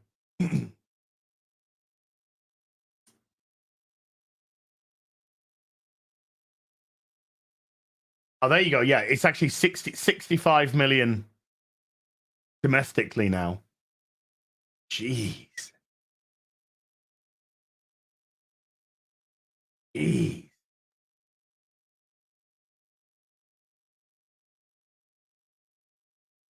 Oh, well. Oh, well.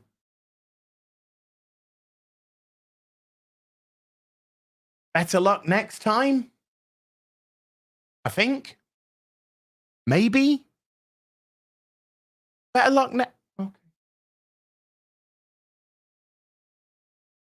Ooh, let's just put out a little tweety poo. The Marvels dies. Oh wait, D.I.E.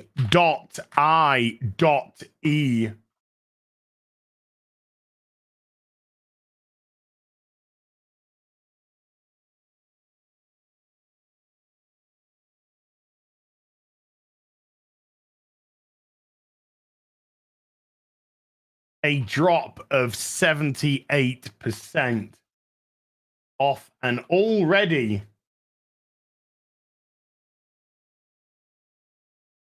catastrophic opening last weekend. Oh, well. GIF the Marvels.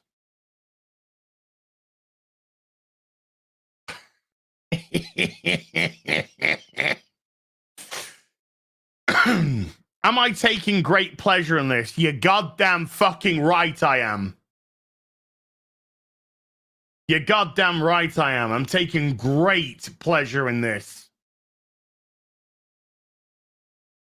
You get what you fucking deserve. And Marvel, you earned this.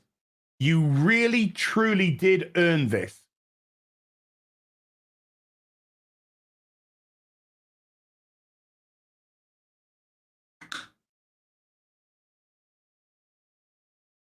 Drunken Finn with a 20 euro said, few weeks ago, I asked Az if he'd seen the movie Sisu. And you said no. Have you educated yourself yet, funny English man? I also recommend it for the rest of the panel as a sort of palate cleanser for this year's atrocities. Gary's seen it. I haven't seen it. I will see it. In actual fact, I'm going to... Is it... Let me see if it's out on 4K.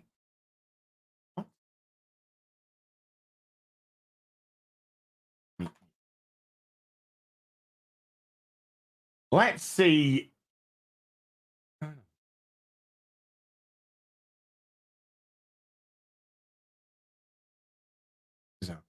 Let's see if Sisu is out on 4K. Sisu 4K. Yes! Black Friday deal. Sisu 4K. Basket.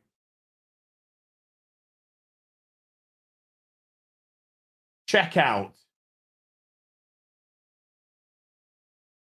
Bought. There you go. I have been told Gary enjoyed Sisu. I mean, what is there not to like? 90 minutes of a guy fucking Nazis up. What is there not to like? Boom, done. Sisu 4K purchased. Drunken Finn, we'll say you bought that for me because you super chatted 20 euros. So that covered the 4K. So thank you. I'm going to thank you for that. And I'm going to thank you again probably after I've seen it. Christopher Miller with a $10 said, are you going to review Godzilla -1 at some point? If that's the Apple TV show, I don't have Apple TV. And a very reliable source who's seen it all said it was not good. Not good. Very boring. If it's the Japanese one, yeah, I might go see that. But the Apple TV one I've been told is not good. The Apple one is Monarch, correct? That's correct. Yes.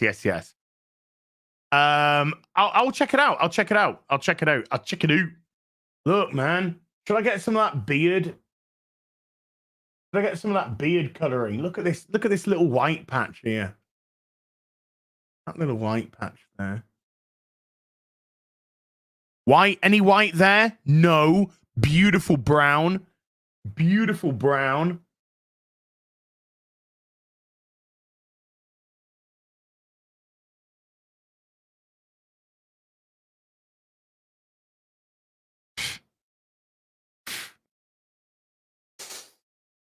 Dirt is king with a $5 as the Archer story is a later fabrication by later historians like Sir Winston Churchill.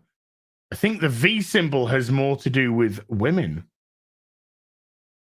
Legs akimbo. Legs akimbo. Logan Bissett with a 5 Canadian. Star Wars racing drama series about pod racing going to different planets like in the N64 game. What do you guys think? Logan, thank you so much for the super chat. I think that's a horrific idea. I think that's an horrendous idea. People don't give a fuck about Star Wars as it is because Disney have killed it. Never mind going from planet to planet. Fucking pod racing. Yeah, just buy the N60. Buy an N64. Buy the game. You'll probably get a whole bunch of fun out of that. More than this. Paul Murgatroyd with a £10 says, by defending these terrible movies, the fans are telling Marvel that they want them to keep making films that fail at the box office. They're either on our side or didn't think it through. I think the word fan is used a lot to describe a lot. But there are fans and then there are sycophants. And I think the sycophants are more behind the corporation than the actual product. You know, the franchise. You can't, I find it very difficult to understand. Let's try and be as kind as I can be. I find it very difficult to understand how you can watch something like Ahsoka and say that's a good show. It's objectively garbage. Never mind subjectively. It's objectively garbage in terms of characterization, plot development, look, it's objectively shite.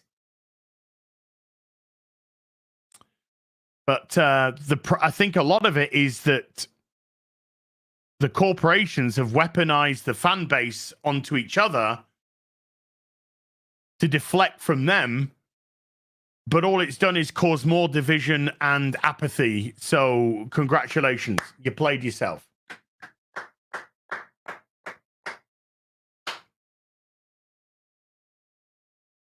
Let's pick a book at random. What have we got?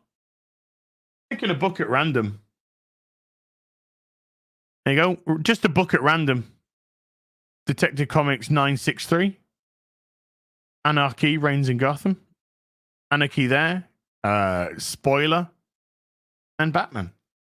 Just at random. That was a CGI, by the way. That was CGI to make it look like a Collect Comics. Trajan with a $5. Batman and the Monster Men was the first comics my father got me. It's really cool to see Matt here. Matt Wagner, of course, who was on Tuesday. Jeffrey Hallam with a $5 says, my absolute favorite story of all time is A Study in Scarlet. I love how that's Sherlock Holmes, isn't it? That's Sherlock Holmes. I love how Conan Doyle writes two stories in one. It's multiple lives lived in one lifetime. Boom, there you go. That's Dracula.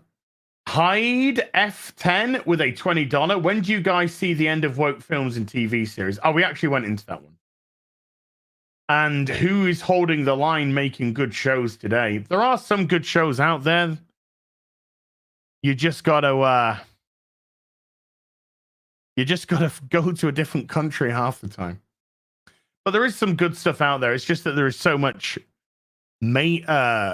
mainstream crap that it can get buried. It can get buried behind all the mainstream shite. Howl at the Moon with a £5. What's everyone's opinion on Mr. Barlow from Stephen King's Salem's Lot? I haven't read it, so I can't say that. Would Jim Caviezel make a good Dracula? I think so. I'm just going through because we did so many of the super chats. I'm just trying to find one that isn't, because we really Paranoid Android with a £2 said, as have you seen Farscape? Yes, love Farscape. John Carter with a $5. A question for Az. What bag and boards do you use for your comics that are non-acidic and won't damage your books in long-term storage? Let me just give you the exact brand. Hold on, douche. Doink. And douche. Doink. Doink. And doink. Okay, just did that. Right. Have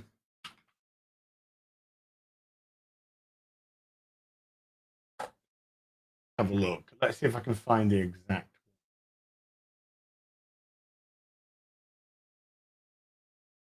It was not from.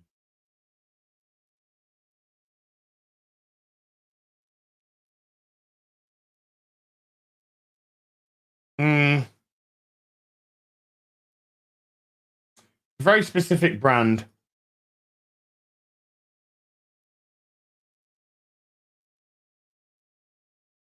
Two secs. Because it's the Mylar ones, which I've now started to get because I want to catalog all my collection. I mean, it's pretty much catalog, but I want to go through it all and really get it cataloged. So it's the My Lights 2. The My Lights 2 regular size, standard size. Those are the Mylar bags that I get. The My Lights 2, and you can get the respective acid-free boards to go with that. Is Az any good at drawing? No. I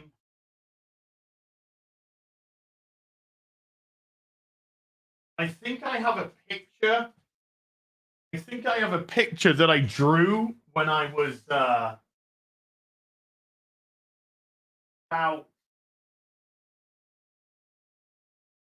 Hold on, 2 seconds. I have a picture somewhere that I drew and framed when I was a teenager. I just want to see if it's to hand.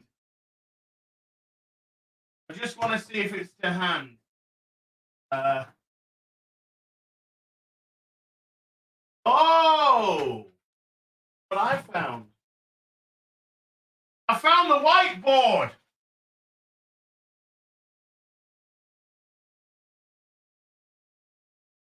I thought what? I thought I had it. I thought I had it literally in this room. Let me just very, very quickly run into the bedroom and see if I put it back there.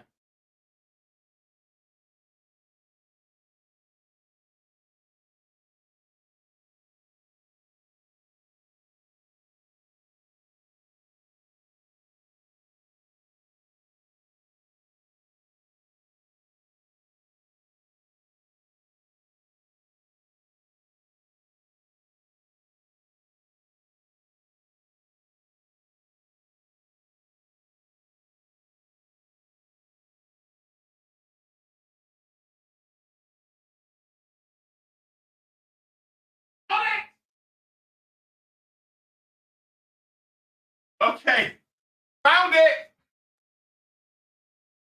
I did. I hid it away. I hid it away from society.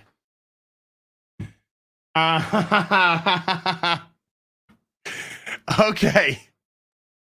Right. This is absolute garbage. Okay. I'm not trying to be modest here or anything like that. It is absolute. It is just absolute garbage. But this is a drawing I did when I was a teenager, and the reason why I'm showing this is because this is probably as good as I ever got, which wasn't very good.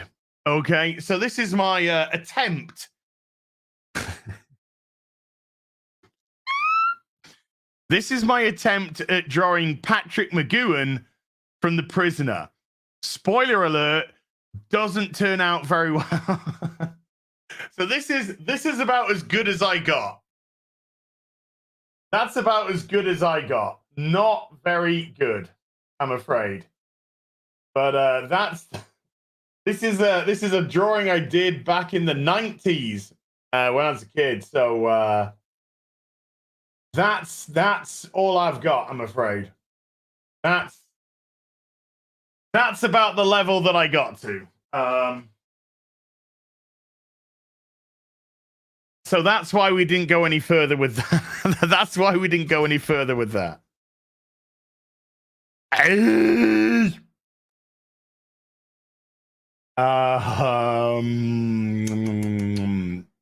Just having a look. Lots of Dracula. Like I said, we pretty much went through all of it. Yaira alternate cover by Az. I don't know the last time I picked up a pencil to draw. I think it was probably in the 90s. It was in the 90s. When I was at uni and I was actually looking at that time I wanted to go into comic book writing, not art, comic book writing. That's what I wanted to do, you know, back when I was at uni. So when I was at uni, I was doing journalism, creative writing, stuff like that. All English and English literature orientated. And I was drawing, I'd created a couple of my own characters. I'd done this like husband and wife team, and I'd also done a hitman as well. And so to write, because I was a student, I had no money. Literally no money. And because I was a student and retarded, I was spending all my money on alcohol and comic books. Journalism, that tracks. Just like truck. Oh, okay. As was a lefty liberal, correct. Up until 7 years ago. Up until 6-7 years ago. And yeah, so I was writing, but because I couldn't afford to have like an artist or anything, I was writing and then I was drawing my own comic, so I could facilitate the writing on top of it. All that stuff has been destroyed in time. It's unfortunately it's all been destroyed. So there's no there is no record that I can pull out. There's no stuff that I could pull out to show you. But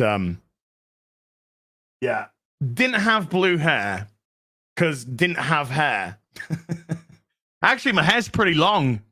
Look, it's pretty long. This is pretty long for me. I gotta get that voice taken care of. But yeah, I was in no I was under no illusion that I could do anything.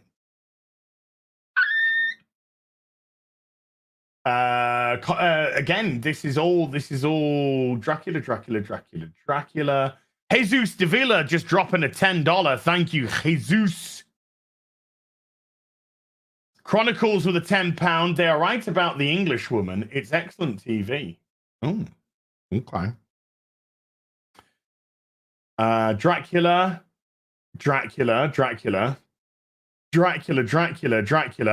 Josh Kelsey dropping a $20. Josh, you're an absolute legend. Thank you, man.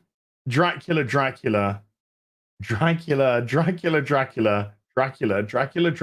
These are, we've all been through these. Like I said, I pretty much crushed them.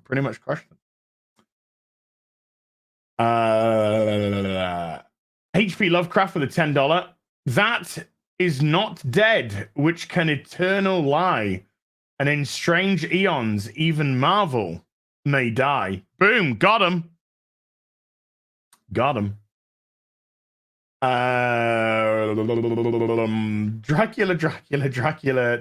We're done. That was it. That was literally it. Was that all I had to do for those? Wow. There was a lot of Dracula talk. A lot of horror. It was great. It was great stuff. I got a lovely couple of DMs from my peers saying that they watched Tuesday's show and they loved it. They loved the conversation. They loved it made them feel like the conversations that we used to have once upon a time in fandom. So I really took that as an ultimate compliment and was very, very grateful. Reet. So we can get on to today. Let's get on to today. Wow. Kung Fu Hot Dog with a £10 as you sexy hot dog. In your dulcet tones, please educate me on Heather Antos. Oh dear. As you mentioned him/her on FNT. Also, imagine Tifa at your front door in a latex zip down bodysuit.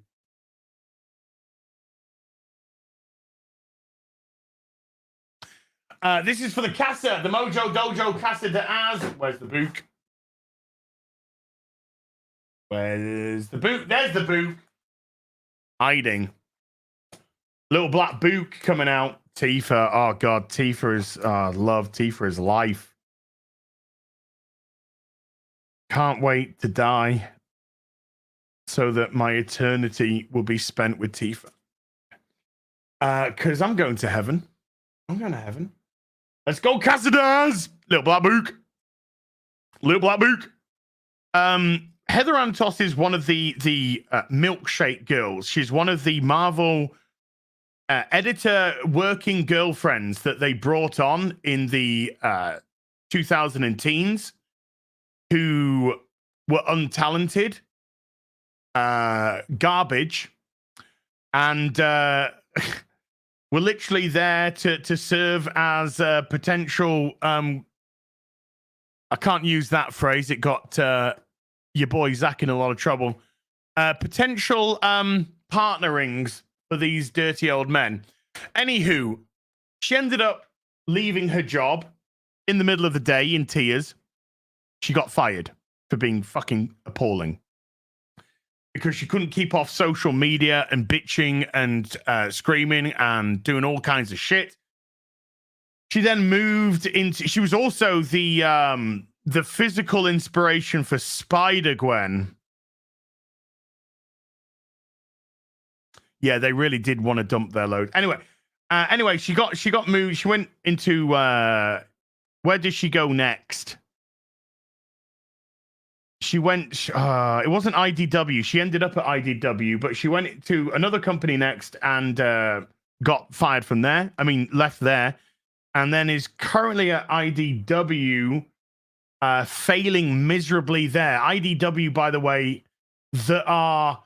you don't know if IDW, and I'm being God's honest serious here, you don't know if IDW are going to go out of business tomorrow. They are holding on by a gnat's pube to existence. They essentially bankrupt themselves trying to get their IP onto Netflix with Lock and Key. And all it did was cost them their company. She's also synonymous with being an editor and allowing the title of Arpul O'Neil to go on the front cover of the April O'Neil comic. You had one job. She can't keep a big fat fucking mouth shut on social media. She's an absolute cancerous tumor in the mainstream comic book industry. And I mean, what else can you say? I think that pretty much encapsulates it. Nobody of worth. Nobody that's ever contributed anything. Nobody of worth. Nobody worth bothering about. And when the story of the comic book industry is told, the name will never, ever be mentioned. Apart from as a cum dumpster because of your boy Zach. Loxor, that's her legacy, by the way. Her legacy is being called a cum dumpster by Diversity in Comics. Well, in the dark roast. Loxor has gifted 5 memberships to the stream. Loxor, thank you. Jay Nash has been a member for 23 months. Jay Nash, thank you so much indeed. Tall, Dark, and Gruesome with the £5 just heard about RTD and his modern changes to Davros. Unfortunately, my lifelong love of Who stopped with Capaldi, and I can just roll my eyes now. I'm fully done with Doctor Who, fully done. I'm not even going to watch the 60th. I don't care. Since Russell T. Davis has said that The Timeless Children is canon, in his eyes, it's canon, fuck it. That was my deal breaker. That was my deal breaker. So I'm not even going to watch the 60th. I don't care. Good luck, Shooty. Have a nice life. Don't give a fuck. Russell T. Davis, have a nice life. I hope you have a very, very lovely, full of love, full of joy life. But you can fuck off. Eddie Brock with a €6. Are you going to buy the £10 PS5 upgrade for The Last of Us Part 2 remaster in January as? You get to relive Joel in 1. Abby smash patriarchy. This might come as a huge shock, Eddie, but I'm gonna pass. I lent my mate my Last of Us Part 2 video game and never asked for it back. No. That's how much I cared. Eddie Brock with a €2 fitty. DC's going to give Joker a new origin story. Moving on. Nerdy Outdoors with a $10 for the hoose. Mojo Dojo Casada as. I just want to say thank you. I was £427 in May. What were you doing in May? Heyo, I hope you asked permission. No touching without consent. And have been following your weight loss and working on myself. I'm down 80 pounds. Thank you for being an inspiration. Nerdy Outdoors, that's freaking amazing. Keep going. Keep going. I bet you feel it. I bet you are already feeling the changes. I bet you're already feeling the changes. And boy, does it get addictive, hey? Does it get addictive? Good luck. Keep going. Ryan Svelte became a member. Thank you, Ryan. Appreciate you. Craig Morning with a $20. Imagine a carpenter building you a new kitchen with a bunch of socio-political statements carved into the cabinets. Then the carpenter gets mad when you refuse to pay. That would never happen. Obviously, tradesmen are based. Yeah. Oh, also, hot dog. Yeah, tradesmen are based as fuck. Number one. They don't give a shit about that because they actually live in the real world, you know. Yeah. I mean, yeah, it's a little bit over the place, but I absolutely get what you. Yeah, if you want a kitchen, you want a kitchen. You don't want a kitchen with somebody's very, very specific and obvious ideology crammed all over it. Nothing wrong with a bit of nuance, but if you didn't, but if you didn't ask for it, you didn't pay for it. Yeah, I don't think I will. JP with a 5 Canadian. Filthy habits. That was terrible. It's all I got, though. Flappity has been a member for 9 months. Thank you, Flappity. Cloth off. JP with another 5 Canadian. I thought Ison was dogs. Dogs. Why a 3-time back-to-back successful campaign? Mr. D masked lame boy. Just let them seethe, dude. Just let them seethe. Cope and seethe. We know that, bloody hell, there's 2,224 people watching. I haven't looked at how many people were watching. I genuinely don't do that often. And, unless I want to specifically see and say, 2,200, hi. Oh, the camera's on. Oh, the camera's been on the whole time. Hello. We see a lot of people going, if you notice that a lot of the tweets, they'll say something defamatory and then they'll put like a laughy emoji at the end. Oh, this is just dog shit. They are the literal definition of cope and seethe.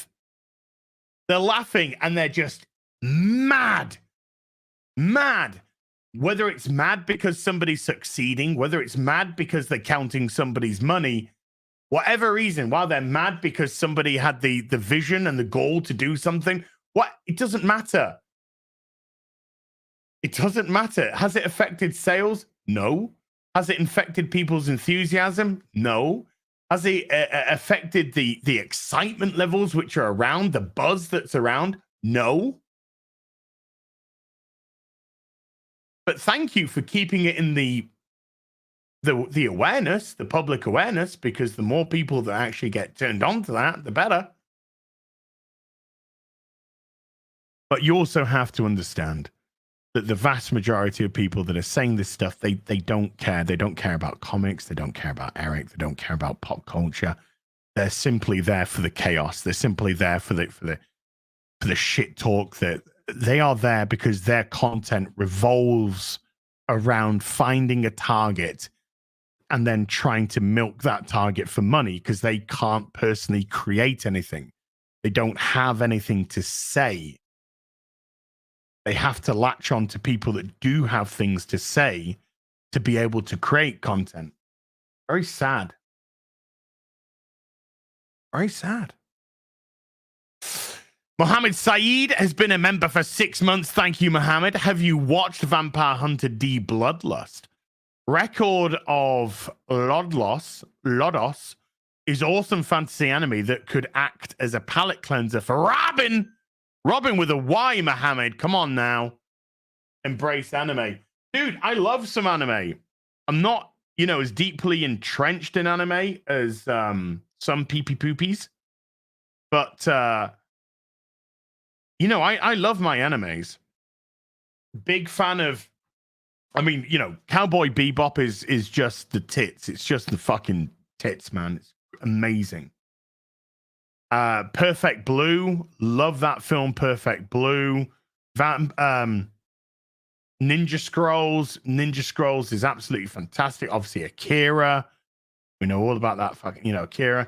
I'm a big fan of Studio Ghibli stuff as well. I need to get in. I haven't got into One Piece, but after seeing the Netflix show, I need to get. I would like to get into it, and I believe that the One Piece anime is going to be put onto Netflix soon. So that will give me an opportunity to do that. But yeah, there are some specific animes that I've gone into, but I am not an aficionado or anything like that. But yes, something I'd like to get into a bit more because why not? Tony Chi with a 3 Australian. That Doctor Who Children's a Need sketch was dire. Didn't watch it. I did watch I watched the first season of Attack on Titan. I really enjoyed the first season. I hated the second season. I really did not like the second season. And I dipped, I think, during the third season. Or the second half of the second season. One of the two. But the first season I thought was absolutely outstanding. I thought the first season was outstanding. Cornite Care Bear has become a member. Thank you. JP for the 5 Canadian. Shh, bigot. Buy Gay Lantern now. Sideshow just put up for pre-order an amazing Hal Jordan Green Lantern statue, and I need somebody to talk me out of buying it. I need somebody to talk me out of buying it because I'm gonna get it. Soundwave TM3 with a 12-month membership says, "Sup, big dog." Sorry, I haven't been around for a bit. Thoughts on the new Transformers comic? And are you going to read Void Rivals and the G.I. Joe stuff that's supposed to connect? Also looking pretty cut. Can't do that for free. Can't do that. Anyway, I gotta get a proper pump to do that. I do have Void Rivals, the first 4 issues. I've only read the first one, and I wasn't massively sold on Void Rivals. I have bought the first 2 issues of the new Transformers comic. I've only read about half of the first, but it was okay. I thought it was all right, what I've read so far. Very G1-esque. Very happy about that, So I'm going to give the actual Transformers comic a little bit of a crack. We'll see how the G.I. Joes, goes in, links into it all. But I'll probably give it a go. And we'll see. Because, Transformers are my jam, baby. And do love me some G.I. Joe. JP with a 5 Canadian. Does Az's rants turn anyone else on, or is it just me? Let's do a poll. Let's do a poll. Start a poll.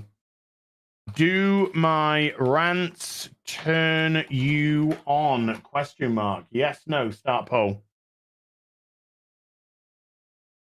Poll up. We'll see how that one goes, JP.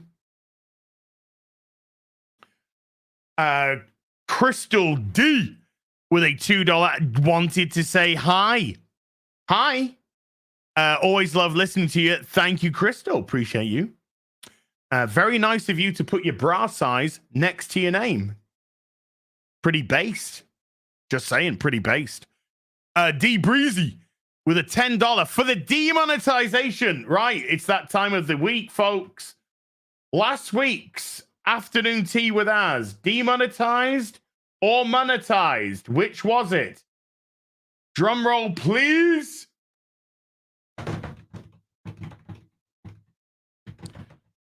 Afternoon tea with Az last week was demonetized. An appeal was put in. How did the appeal go?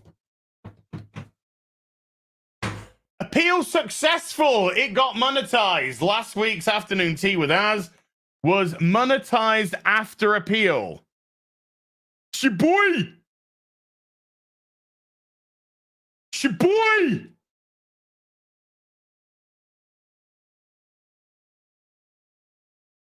My busy day just got busier. I'll be on the Alphacore $1 million celebration stream later tonight as well. So it looks like we're going to be on 3 streams today. Sunday Fun Day after this. And then Alphacore celebration at, what time is it going to be? 1 a.m. UK time. 1 a.m. UK time. So you can join me there as well. Because I don't sleep. Callum G with a £5. I have never read any comics in my life, but just watching that animation gave me goosebumps. I think that if I start somewhere, it will be with Isom. Callum, I do believe that there is a tier on the Alphacore campaign that you can actually buy Isom with it. So if you do have, I am not presuming your finances, sir, but if you do have a little bit of spare coin and you want to give it a go, Alphacore is written by Chuck Dixon. This guy is a comic book legend, and that's not said flippantly. He is a literal comic book legend. His writing is phenomenal. Chuck Dixon will go down in history as one of the best writers in comics. That's just a fucking undeniable fact. So if you've never done that before, never read a comic before, and you want to give it a crack, hey, if it doesn't work out for you, you tried. You tried. But if it does work out for you, hello. Welcome to the world, buddy. Welcome to the world. And thank you. Crimson Shadow with a £5 for the Hoos. For the Hoos Fund. Let's get it in. Oh, that's what she said. That's what Tifa said. Oh! You know that Jen Sylv, I purchased myself a custom-built 7th Heaven bar from Final Fantasy VII Remake that was the same size or built to scale to fit the Play Arts Kai figures. And when my Moji cases, when my DF 120s arrive, I'm going to be setting up the 7th Heaven bar and getting out my Play Arts Kai Final Fantasy figures and putting them in.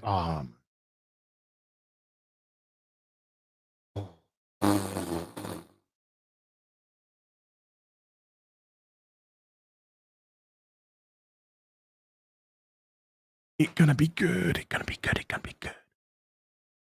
So fucking good. DB with a £2 says, will you be subbing to Kelly Pseudoconics OnlyFans? Only if I want to projectile vomit. Maybe I've eaten something. Maybe I can't. I'm sticking the fingers down my throat. It's not coming out. I'm feeling that if I don't get it out of my system, it's going to consume me quickly. Subscribe to a month of Kelly Pseudoconics OnlyFans. Click on the first picture. Everywhere. On the fucking ceiling, on the walls, on the fucking shower, on the toilet, on the sink. It's going to look like one of those fucking Bukake films. Everywhere. Unsubscribe, unfriend, unlike afterwards. Ooh. JP with a 5 Canadian, and if you don't like my own OnlyFans, don't jerk your cock. You probably have that. That's her opening. That's her opening thing. Welcome to my OnlyFans, and if you don't like my pictures, don't jerk it off. I don't think there's any fear of that, sweetheart. I don't think there's any fear of that. JP with a 5 Canadian, just finished watching my favorite LOL team, League of Legends team, win the Worlds. Just to watch my favorite YouTuber talk about my favorite comic book franchise. What a morning. Today's a good day to die. A good day to die. Thank you, JP. And then JP again. Another 5 Canadian. While chatting with the authors to my favorite Rippaverse character. Kinda on cloud 9 at the moment. Can't wait for Yaira. Neither can I. I am legit stoked. Legit stoked. I got a real good feeling about it. No BS. I got a real good feeling about it. Yeah, I'm very, very, very interested to see that. Here we are, 2 months left of the Alphacore campaign. Alphacore campaign just hit $1 million. And just like all good fucking nerds, we're like, yeah, we're thinking of the next thing. We're starting to already think about the next thing. But I'm very, very interested to see what that campaign's going to do. Legit. Very interested to see what that campaign's going to do. I just got a feeling. You know? Just got a feeling. I just got a feeling. Oopa Chalupa with a $10 says, put this towards the Hoos Fund or an Arkansas 8. It's up to you. Well, it's funny you should say that, Poopa Chalupa, because after watching the Boogie documentary and then e-fapping last night, the Boogie documentary, which, by the way, if you didn't know, we e-fapped the Boogie documentary yesterday. Mike Klum, the guy that made the documentary, actually came in to the stream, super chatted, saying thank you for watching the documentary, which was really cool. We were trying to hopefully get him into the EFAP to ask him a couple of questions, but I think he dipped by then, which was a shame. But yeah, after watching it and EFAPing it, I've decided, and just go with me on this, folks. Go with me on this one. I've decided that instead of saving up for a Mojo Dojo Casa de Az, I'm going to take that money and I'm going to spend it on hookers. Now, before you start judging me, that's an investment. I'm going to invest that money in hookers.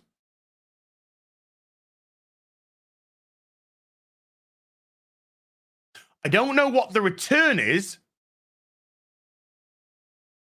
apart from dead money, but maybe some dead hookers if we get lucky. But I'm going to invest.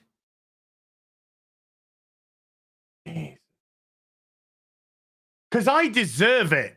I deserve to bang an LA 10. I deserve it. Yeah, folks, that was actually said in the documentary. That was actually said in the documentary. Dead hooker in a trunk. Yes, I saw.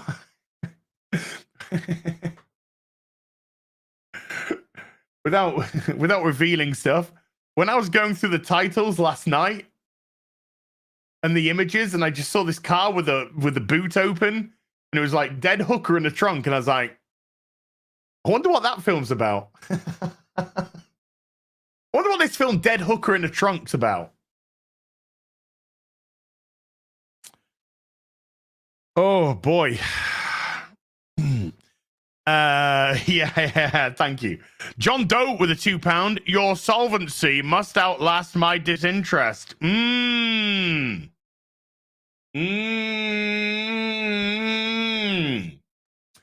What we got? Let's have a look. Let's have a look. Checking on the poll. And that's what she said. Checking on the poll. Do my rants turn you on? 67% say yes. Looks like some people here wetter than an otter's pocket. Just saying. 33% say no. I gotta do better, Senator. I gotta do better, Senator. Those are rookie numbers. I gotta pump up those rookie numbers. Sexism in gaming. Let's go. Work for Frosk. Oh, David Harvey with a 20 gifted memberships to the stream. David, that's a hundo. That's a hundo right there. David, thank you so much. Jeez Louise. Thank you.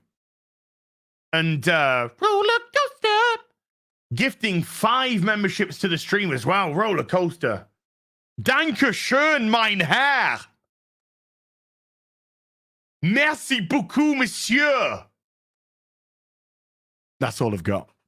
That's all I've got, by the way. I can't go any further. I only came here to get wood.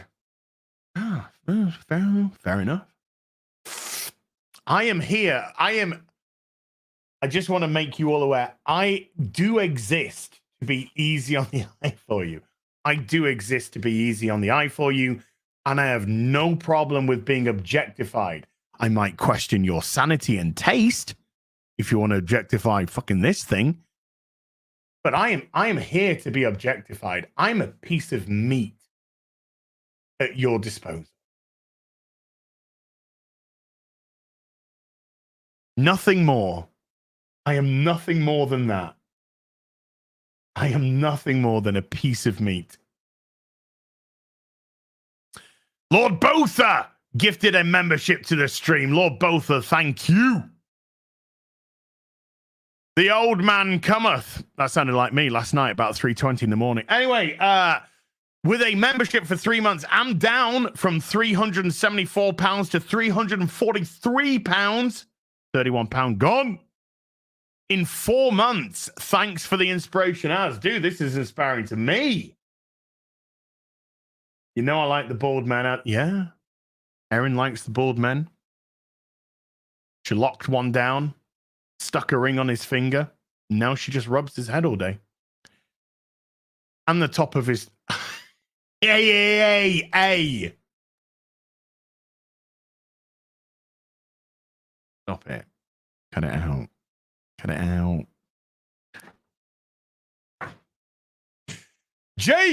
Taker, Jay, who the fuck's... Oh, yeah, I read the first word, that's why. Taker, 610 with a $5. Jay, on Red Letter Media, gave us Disney's motto when he said, if at first you don't succeed, try again to fail more. Oh. I like where the stream's going hot. Woman, it's fucking 9 o'clock in the... I get morning wood. Well, once upon a time I did. No, now I get morning scaffolding to try and get the morning. Don't worry about it. You don't need to know. You don't need to know. I haven't.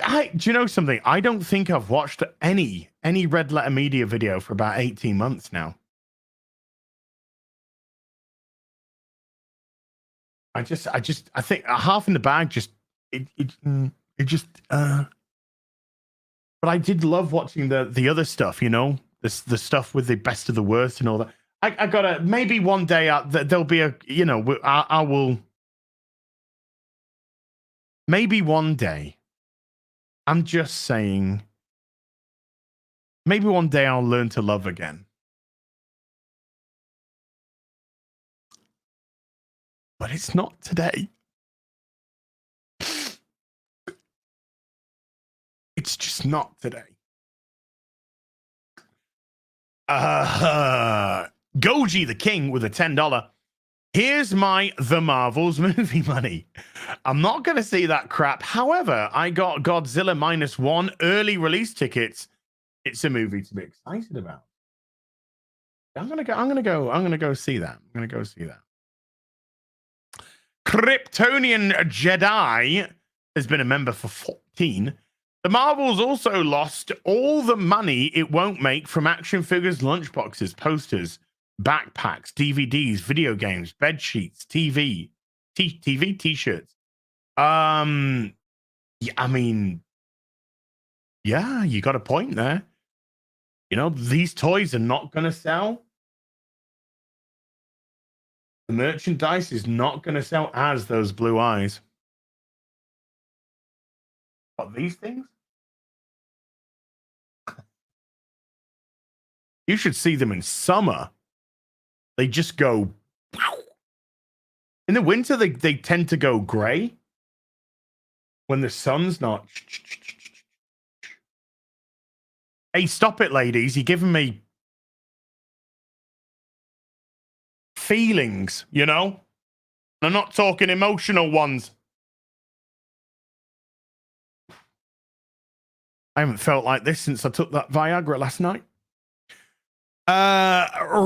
Razmoosboy with a membership for 11 months says, oh yeah, Sword Art Online. I adore Sword Art Online, by the way. Anime. Adore it. Love Sword Art Online. Asuna! Kirito! I have all the what they call the Figma. I've got loads of the Sword Art Online Figma figures all boxed up. Love it. Giving you what? Feelings where? You said we could hit on you. No, I said no. I absolutely. I apologize. I didn't say it was a bad thing. Did I say it was a bad thing? Well, I did say stop it. But maybe I was doing one of those stop it. You know where you say stop it, but you just keep on smacking that ass? One of those stop it. Stop it. Tell me to stop it now.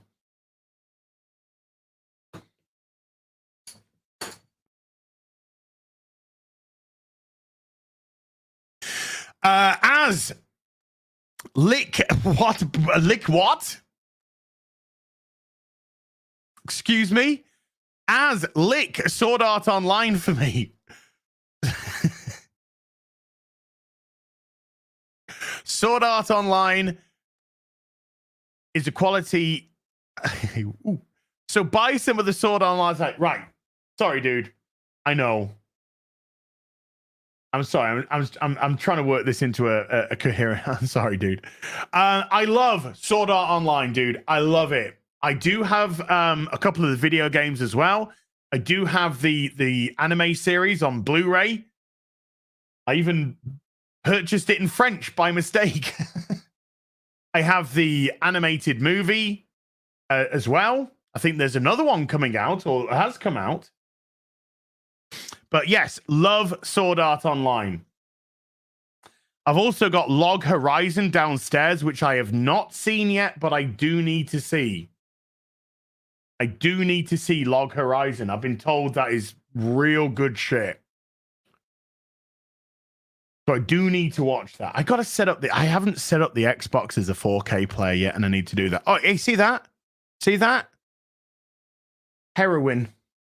Right. It's not.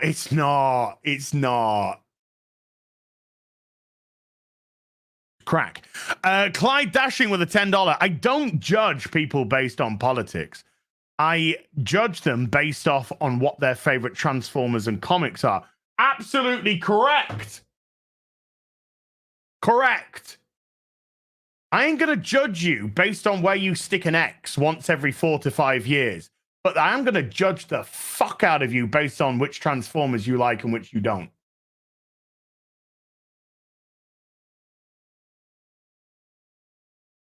I ain't fucking about here, folks.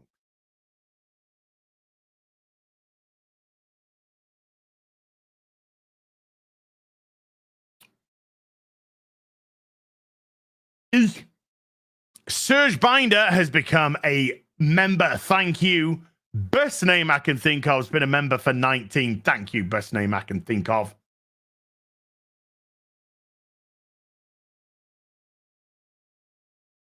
No, right. I am desperate for an email from Sideshow saying that my wanted. I've dropped my Lego heads. Lego heads, come here. I'm playing with you. Get here.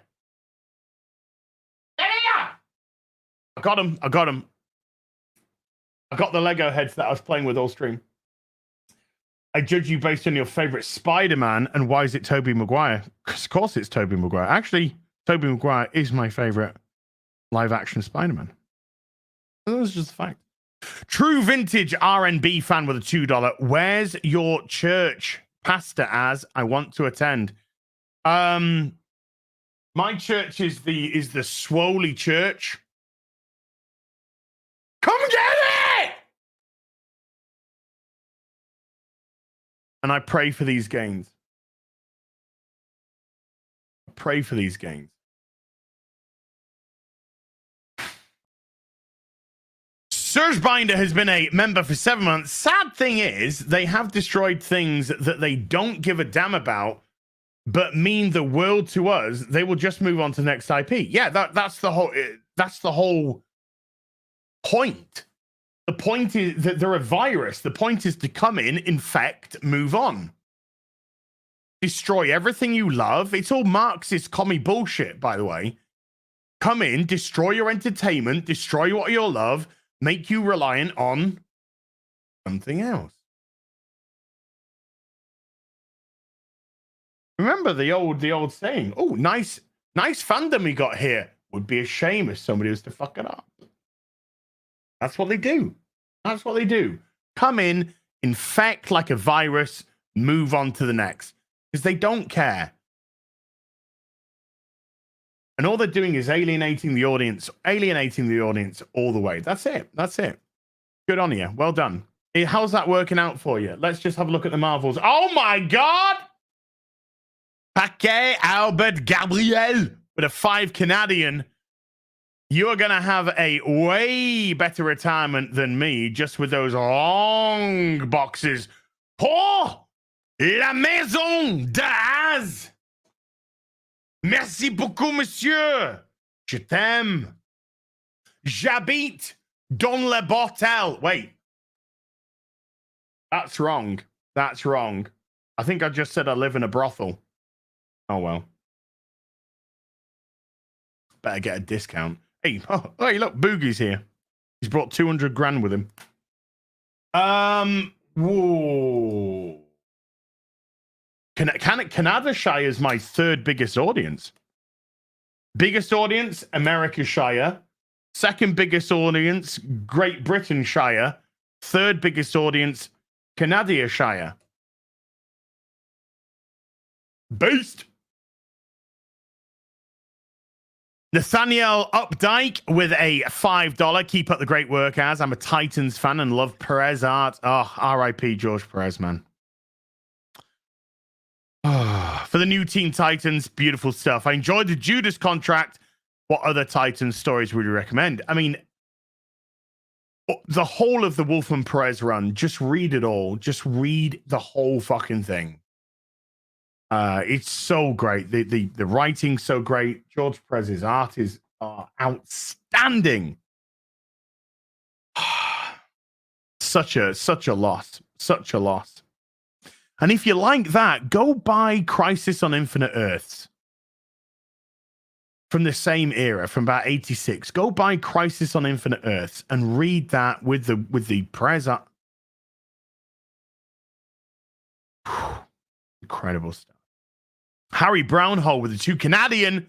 Brownhole magic. Sam J. Rizzo with a $5. As, what are your expectations for Gunn Superman Legacy? I think it's dead in the water. I think the whole Gunverse is dead in the water. Everything that he's saying is just pointing to a disaster. A disaster. I have got no hope at all, bud. Brian McCann with a $1 fiddy super sticker. Just having a look what it is. Of a ice cream yum. Thank you, Brian. Tanaka Auto with a €5. Interested in playing a story-driven space exploration game with a handcrafted solar system and unique mechanics that doesn't hold your hand? Outer Worlds. Outer Worlds, which was made by Obsidian. And Obsidian were the people that made the best Fallout game, which was Fallout New Vegas. Yes, the best Fallout game is not made by Bethesda. It's actually made by another company. And Bethesda screwed Obsidian out of money because if they got a bonus, they'd get a bonus if the game was rated something like 85% out of 100, something like that, and it got 84%. And so they went, no, you're not getting anything. So they went, all right, fuck you. We'll do our own Fallout game. Wrong game. They're not talking about that one. I thought they were talking about that one. Outer Worlds is not that good.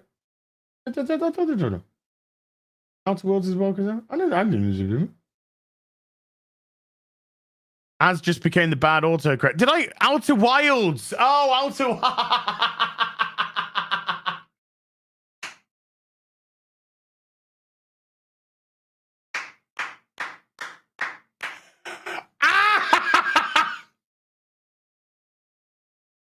Did I tell you I'm dyslexic? Can I use that excuse? It's a made-up one. I'm not dyslexic, but I might be just a little bit retarded. Outer Wilds. Man, I was going into this whole Bethesda, Obsidian, Fallout.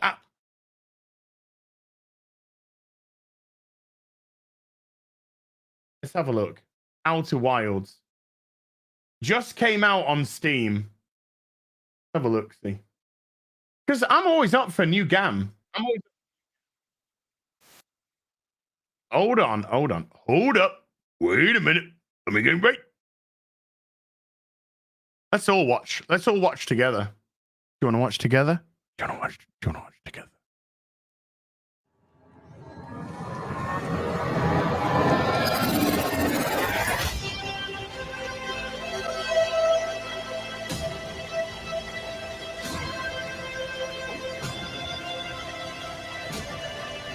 Who doesn't like a golden joystick? Ooh.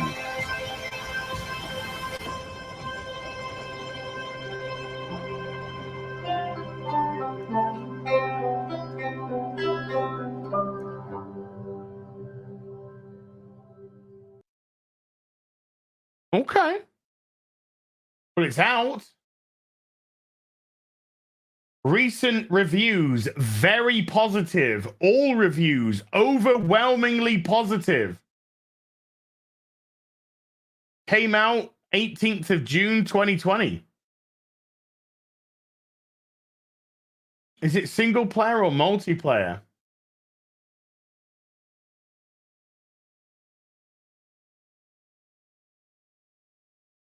Have a look. Single player or multiplayer? I don't know. I can't see. It doesn't say.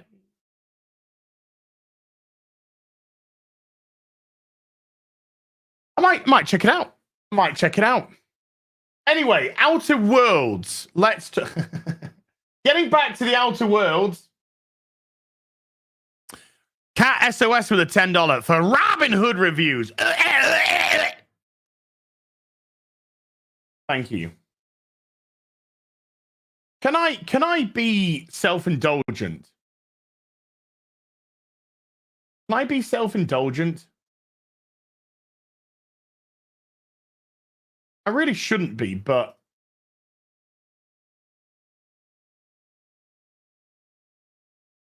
this is just my favorite part of the review that I did. Let me just share this with you. Here we go. This is just my favorite part of the Robin Hood review that I did.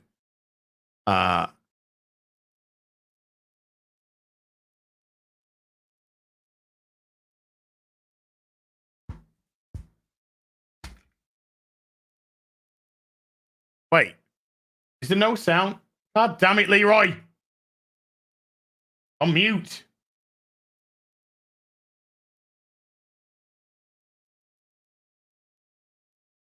Yes. This feels really narcissistic. Are they openly mocking Director X now? Because this is fucking pretty based if they are.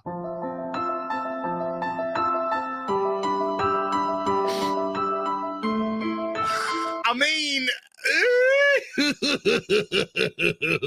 Have you ever shoved anything in your own ass? Oh, sweet.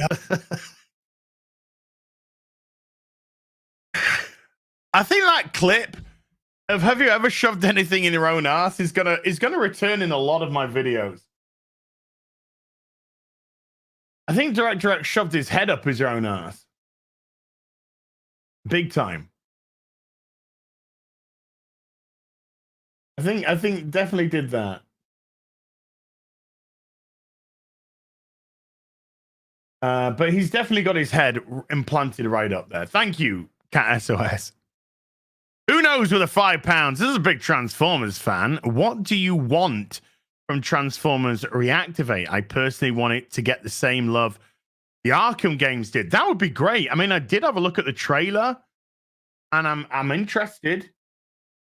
I'm interested. So, yeah, I mean, if it's has that same sort of reaction in me that. Because when you played Batman Arkham for the first time, this was like, oh my God, this is the Batman game we've always wanted. So if I get that same sort of vibe from Transformers Reactivate, I mean, couldn't ask for too much more, could you? Gal Pal Val with a $5. $1 for use of the word akimbo, as in legs akimbo. $4 for your gray growth. You could now claim you're distinguished. Thanks for your takes. Thank you, Gal Pal Val. Maybe I'll use the $4 to cover up the. I don't know. Have you ever think? The thing is, though, right? That clip comes earlier in the review, and it's just slightly longer because she says, "Have you ever shoved anything up your own ass?" And the girl replies by going, "Duh, yeah," or "Yeah, duh." It's just such a great clip to use for pompous assholes. Mike Miller with a $5 says, "Can we get more shows?" I did the correction that time. Like Arcane. The dumpster fire that is Disney needs to end. I believe there is a second season of Arcane coming. So there you go. Calioth with a $10. Are cinemas under any type of agreement with studios on their potential liability on destroying their business model product when they share revenue?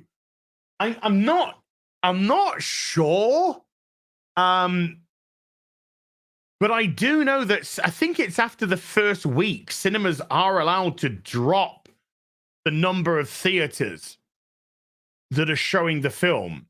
So if a film comes out and starts bombing, they can dump a film to open up the cinema for films which are bringing in money. But look at Toys R Us. Look what happens when you destroy franchises. Look at Toys R Us. And I'm not saying it was all Star Wars. I'm not saying it was all Star Wars. But when that is a huge chunk of business and then nobody buys the fucking toys anymore, it has an impact. Darth Cisco has been a member for 14. As I just saw this, what did Everton do for their points deduction? I'm not sure. I'm not actually sure. I was quite surprised myself when I heard that Everton had 10 points deducted. I don't know what they did. I just know they breached some sort of regulation. But as to exactly what, not sure. Normally, it tends to revolve around some sort of transfer market shenanigans, but I don't know. I don't know.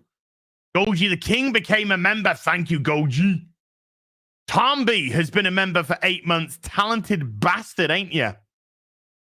I don't know. I don't think so. I don't particularly think so. I just got a big mouth. Ladies. Brian McCann with a $5. I miss single issue stories in comics. I'm tired of the 6 to 12 month plus story arcs. Big events used to be in annuals. Comics needs to bring that back. I do prefer story arcs that are 2 to 3 issues long. Single issues, fine. But I do think the 2 to 3 issue story arcs work better. You know, if there was a 4-part story arc, that tended to be a pretty big story arc. But yeah, uber long form. It's got to be good and it's got to be invested. Like Nightfall, it worked for something like Nightfall. It worked. Even the Death of Superman wasn't that long in the actual Death of Superman section. Then you had Funeral for a Friend. Then you had The Reign of the Superman, of course, which got tagged on. With Nightfall, you had a pretty extensive Nightfall. Then you had Knight's Quest, then Knight's End.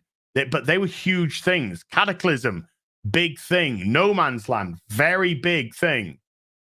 But yeah, I think, you know, 2 to 3 is great for telling a succinct story.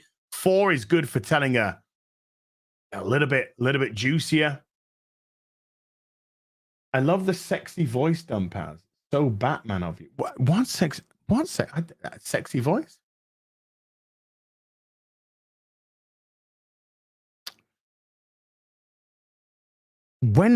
If and when this all fall apart, I am going to become a telephone sex operator.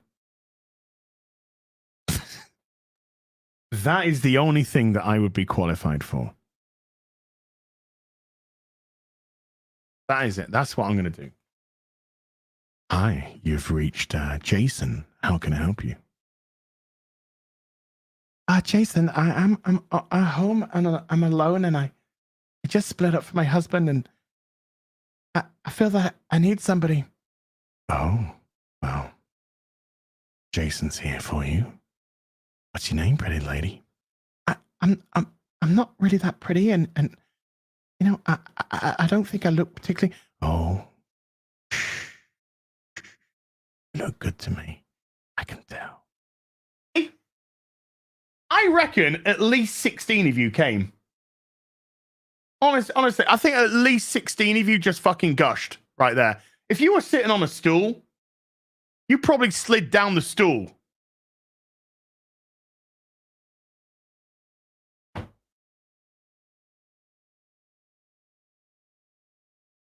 Fuck off, Apple. Don't even have your products anymore. Why are you?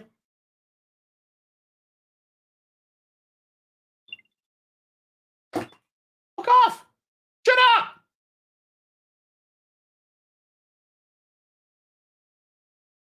More than 16. We're all running showers.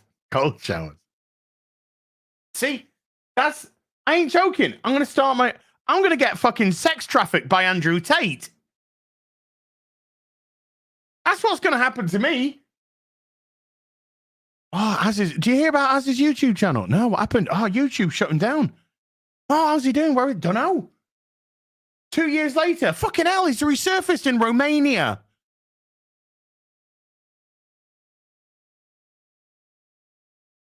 Romania. He was locked in a room with a fucking telephone and a box of dude wipes. They've arrested Andrew Tate.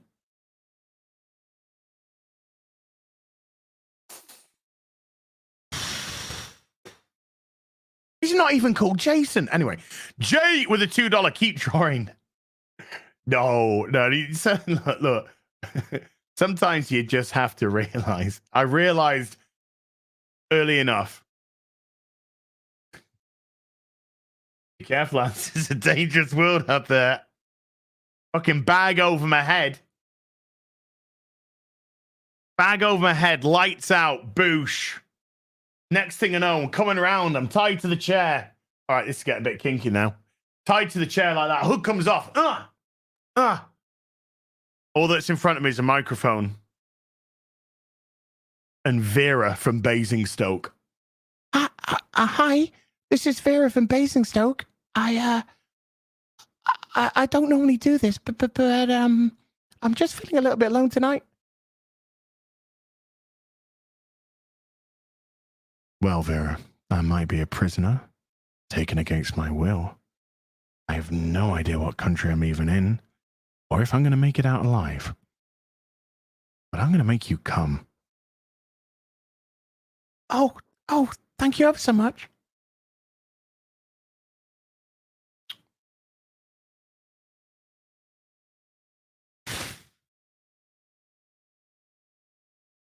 That escalated quickly. Woke Troll with a $20. With Thanksgiving coming up in the States, I'm thankful for Director X for giving us all your and other reviews for the Happy Endings Fund. Well, that's the hooker and blows then. That's the hooker and blow. I'm just glad it was 8 episodes. I'm just glad it was... Ladies! Oi.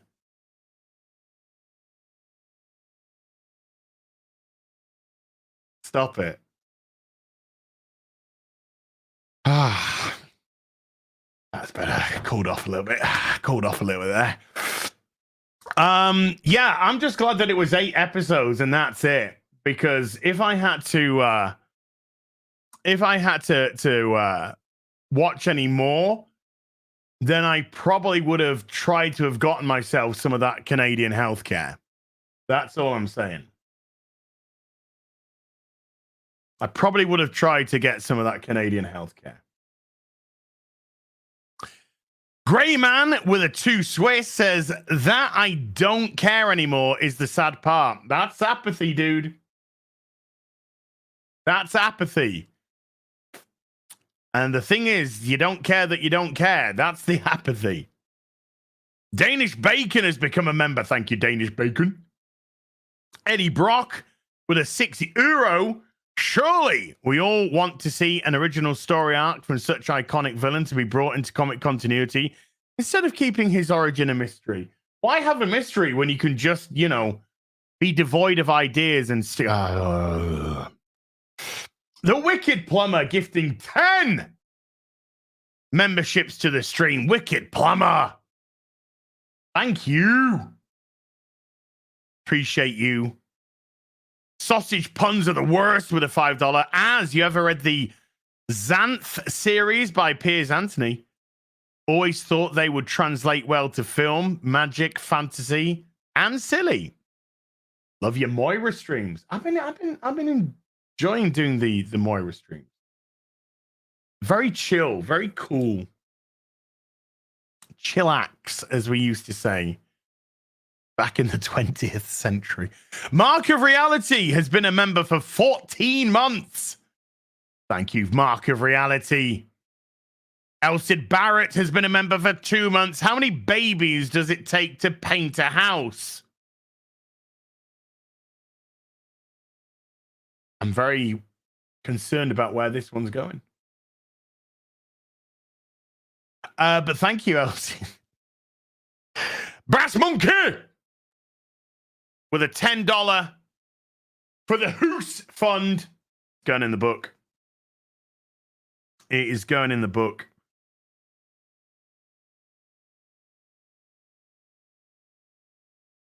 Damn, Az, don't do that while shaving. Well, move the razor away from your fucking testicles. Mark of Reality with a $2 at JP. They turned me on too. Hi, Az. Hi, Mark. We've got a poll. 67%, 68% versus 33%. So yes, my rants turn you on. Let's end the poll. Let's end it there. It's fluctuating between.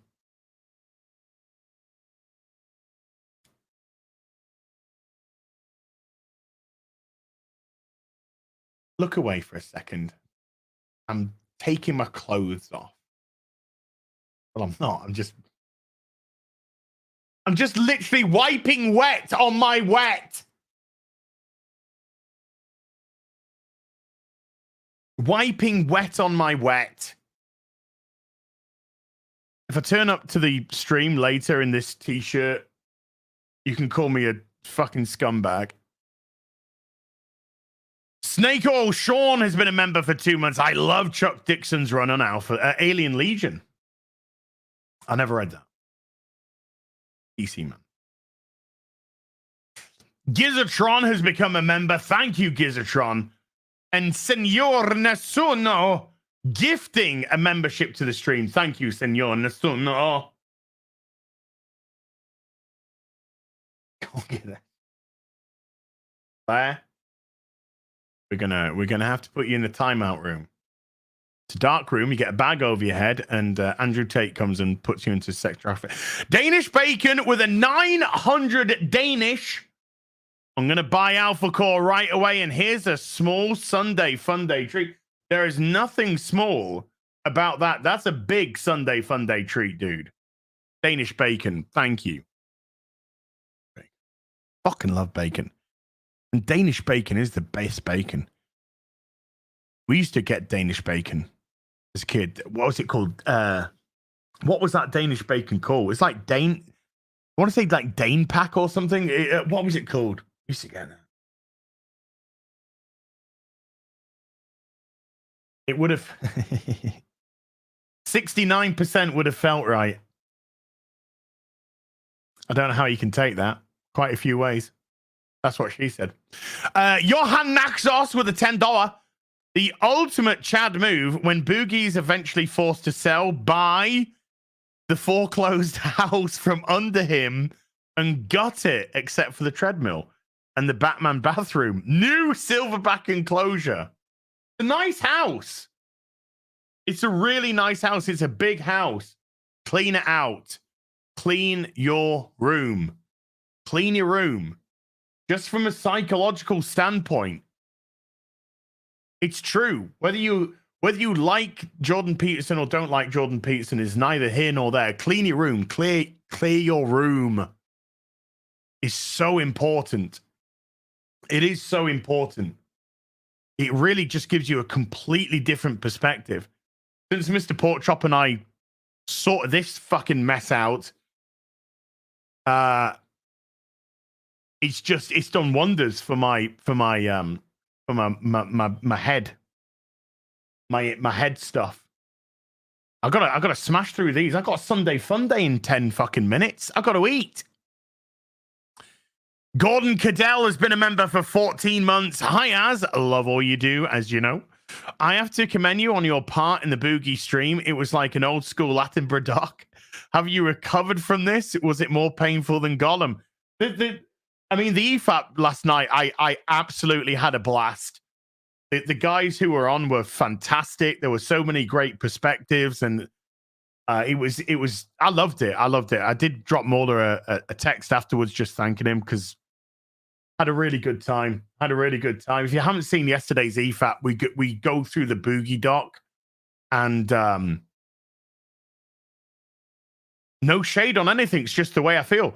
That was the favorite EFAP I've been part of. That was my favorite EFAP I've been part of. It was really interesting. And to have, like I said, to have Mike Klum come into the stream as well, the guy that actually made the documentary, was really cool. And he dropped a big super chat for the EFAP boys. So that's great.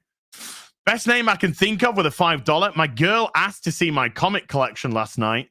When I showed her my boxes, she joked, I knew you were a nerd, but damn, for the hoose, dude. I hope you fucking bent her over and slapped her fucking ass after that. And he went, I'm goddamn right I am. That's our future right there. Boom. She fucking loved it, mate. She loved that. If that's the response, she loved it. She's a keeper. She's a keeper. Woo! Mythroth with 100 Swedish. So, you have a storage room filled with stuff. No, I have a storage locker at a storage facility full of stuff. Oh, yeah? But I have an LGBTQ picture of Batwoman on my phone, and they are planning to pirate the TV show someday. So who's really the biggest fan? Got me. You got me. You got me. Fake fan revealed, discovered, outed. I'll take my medicine. She likes your long boxes. Faraway Finlay has been a member for 18 months. Thank you, Faraway Finlay. Harbinger with a £5. I love the EFAP last night, but I have to say it'll be the last time I ever want to see a meat apron.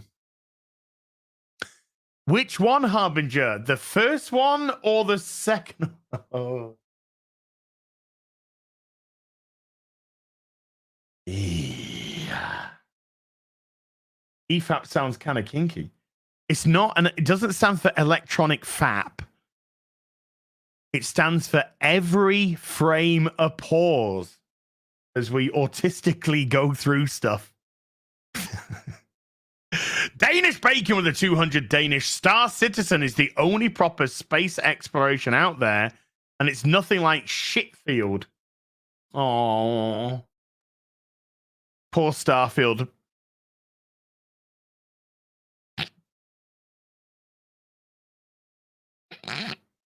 John Doe with a £2. My earlier remark was for mainstream media, not you. Oh, okay.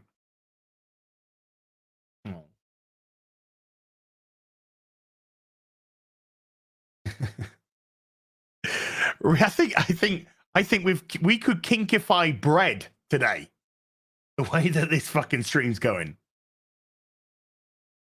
I'd say butter, but we've all seen what you can do with butter. Refan with a £5 says, as now that you have games from Epic, are you open to playing Dead Island 2? Yes. Yes, I am. Yes, I am. It's on the table. It's on the table. Hayden75 has been a member for 8 months. Thank you, Hayden. Diane C with a £5 says, as you have been a wonder for so long, thank you for keeping me going. Hey, you can keep yourself going, but I appreciate it. I appreciate you. Thank you. Michael Desjardins with a $10 super sticker of a thumbs up hippo. Roller coaster has been a member for 13 months. Damn, as don't do that while I'm shaving. Told you. Move the razor away from your testicles. Urion Sanborn has been a member for 12. Howdy, how's chat? Happy Sunday fun day. Done with Baldur's Gate 3 for now and started Star Ocean second story. God, it's so good. It's leaps and bounds better than Star Ocean Divine Force. Yes. I was doing a members playthrough of Star Ocean the Divine Force. I gave up after I don't know how many parts. It was like 9 parts or something. I just Star Ocean has not been good for a long time. For a long time. And second story R is just fucking amazing. And Lady Wendelin with a $10 Hubs and I are rewatching Red Dwarf from the beginning. Amazing. Never got to the later seasons, including it seemed last year. Love the early stuff, but are the later ones any good? Has Muller started watching it yet? Okay, the story with Red Dwarf is after the end of the 6th season, the two creators, Naylor and who was it? Naylor and come on, brain. Doug and Grant. Let's just say Doug and Grant. They split. Rob Grant, yes. Naylor and Grant, yes. They split as creatives.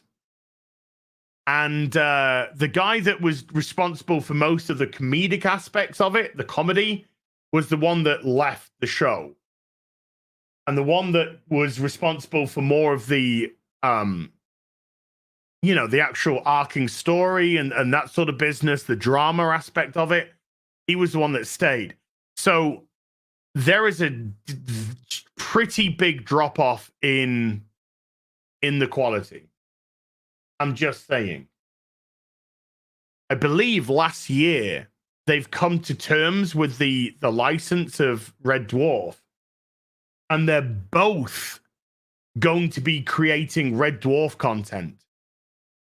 Together, don't think so. Separately, I believe so. But yeah, the first 6 seasons are out fucking standing. But there is a huge drop off, I'm afraid, after that. But I am a Red Dwarf. I'm a boy from the dwarf. Boys from the dwarf. For life. Wonderful, wonderful show. Right, we're caught up and I gotta go because I've got fucking Sunday Fun Day in 2 minutes. But I've got to go downstairs, make a drink, put a meal in, eat the meal. So I'm going to be a little bit late to Sunday Fun Day. But massive thank you to everyone who came to watch today. Mods, thank you so much indeed for giving up your free time. Everybody who super chatted, membered, gifted members, remembered, thank you for supporting the channel. I'm going to be going to Sunday Fun Day very soon. And then later on, I'll be at the Alphacore $1 million celebration stream. Can't wait for that. Wouldn't miss that for the world, Eric. Who's just like, just stay as long as you can, or as long as you want. Wouldn't miss it for the world, bud. So I'll see you all there. Until then, you take care.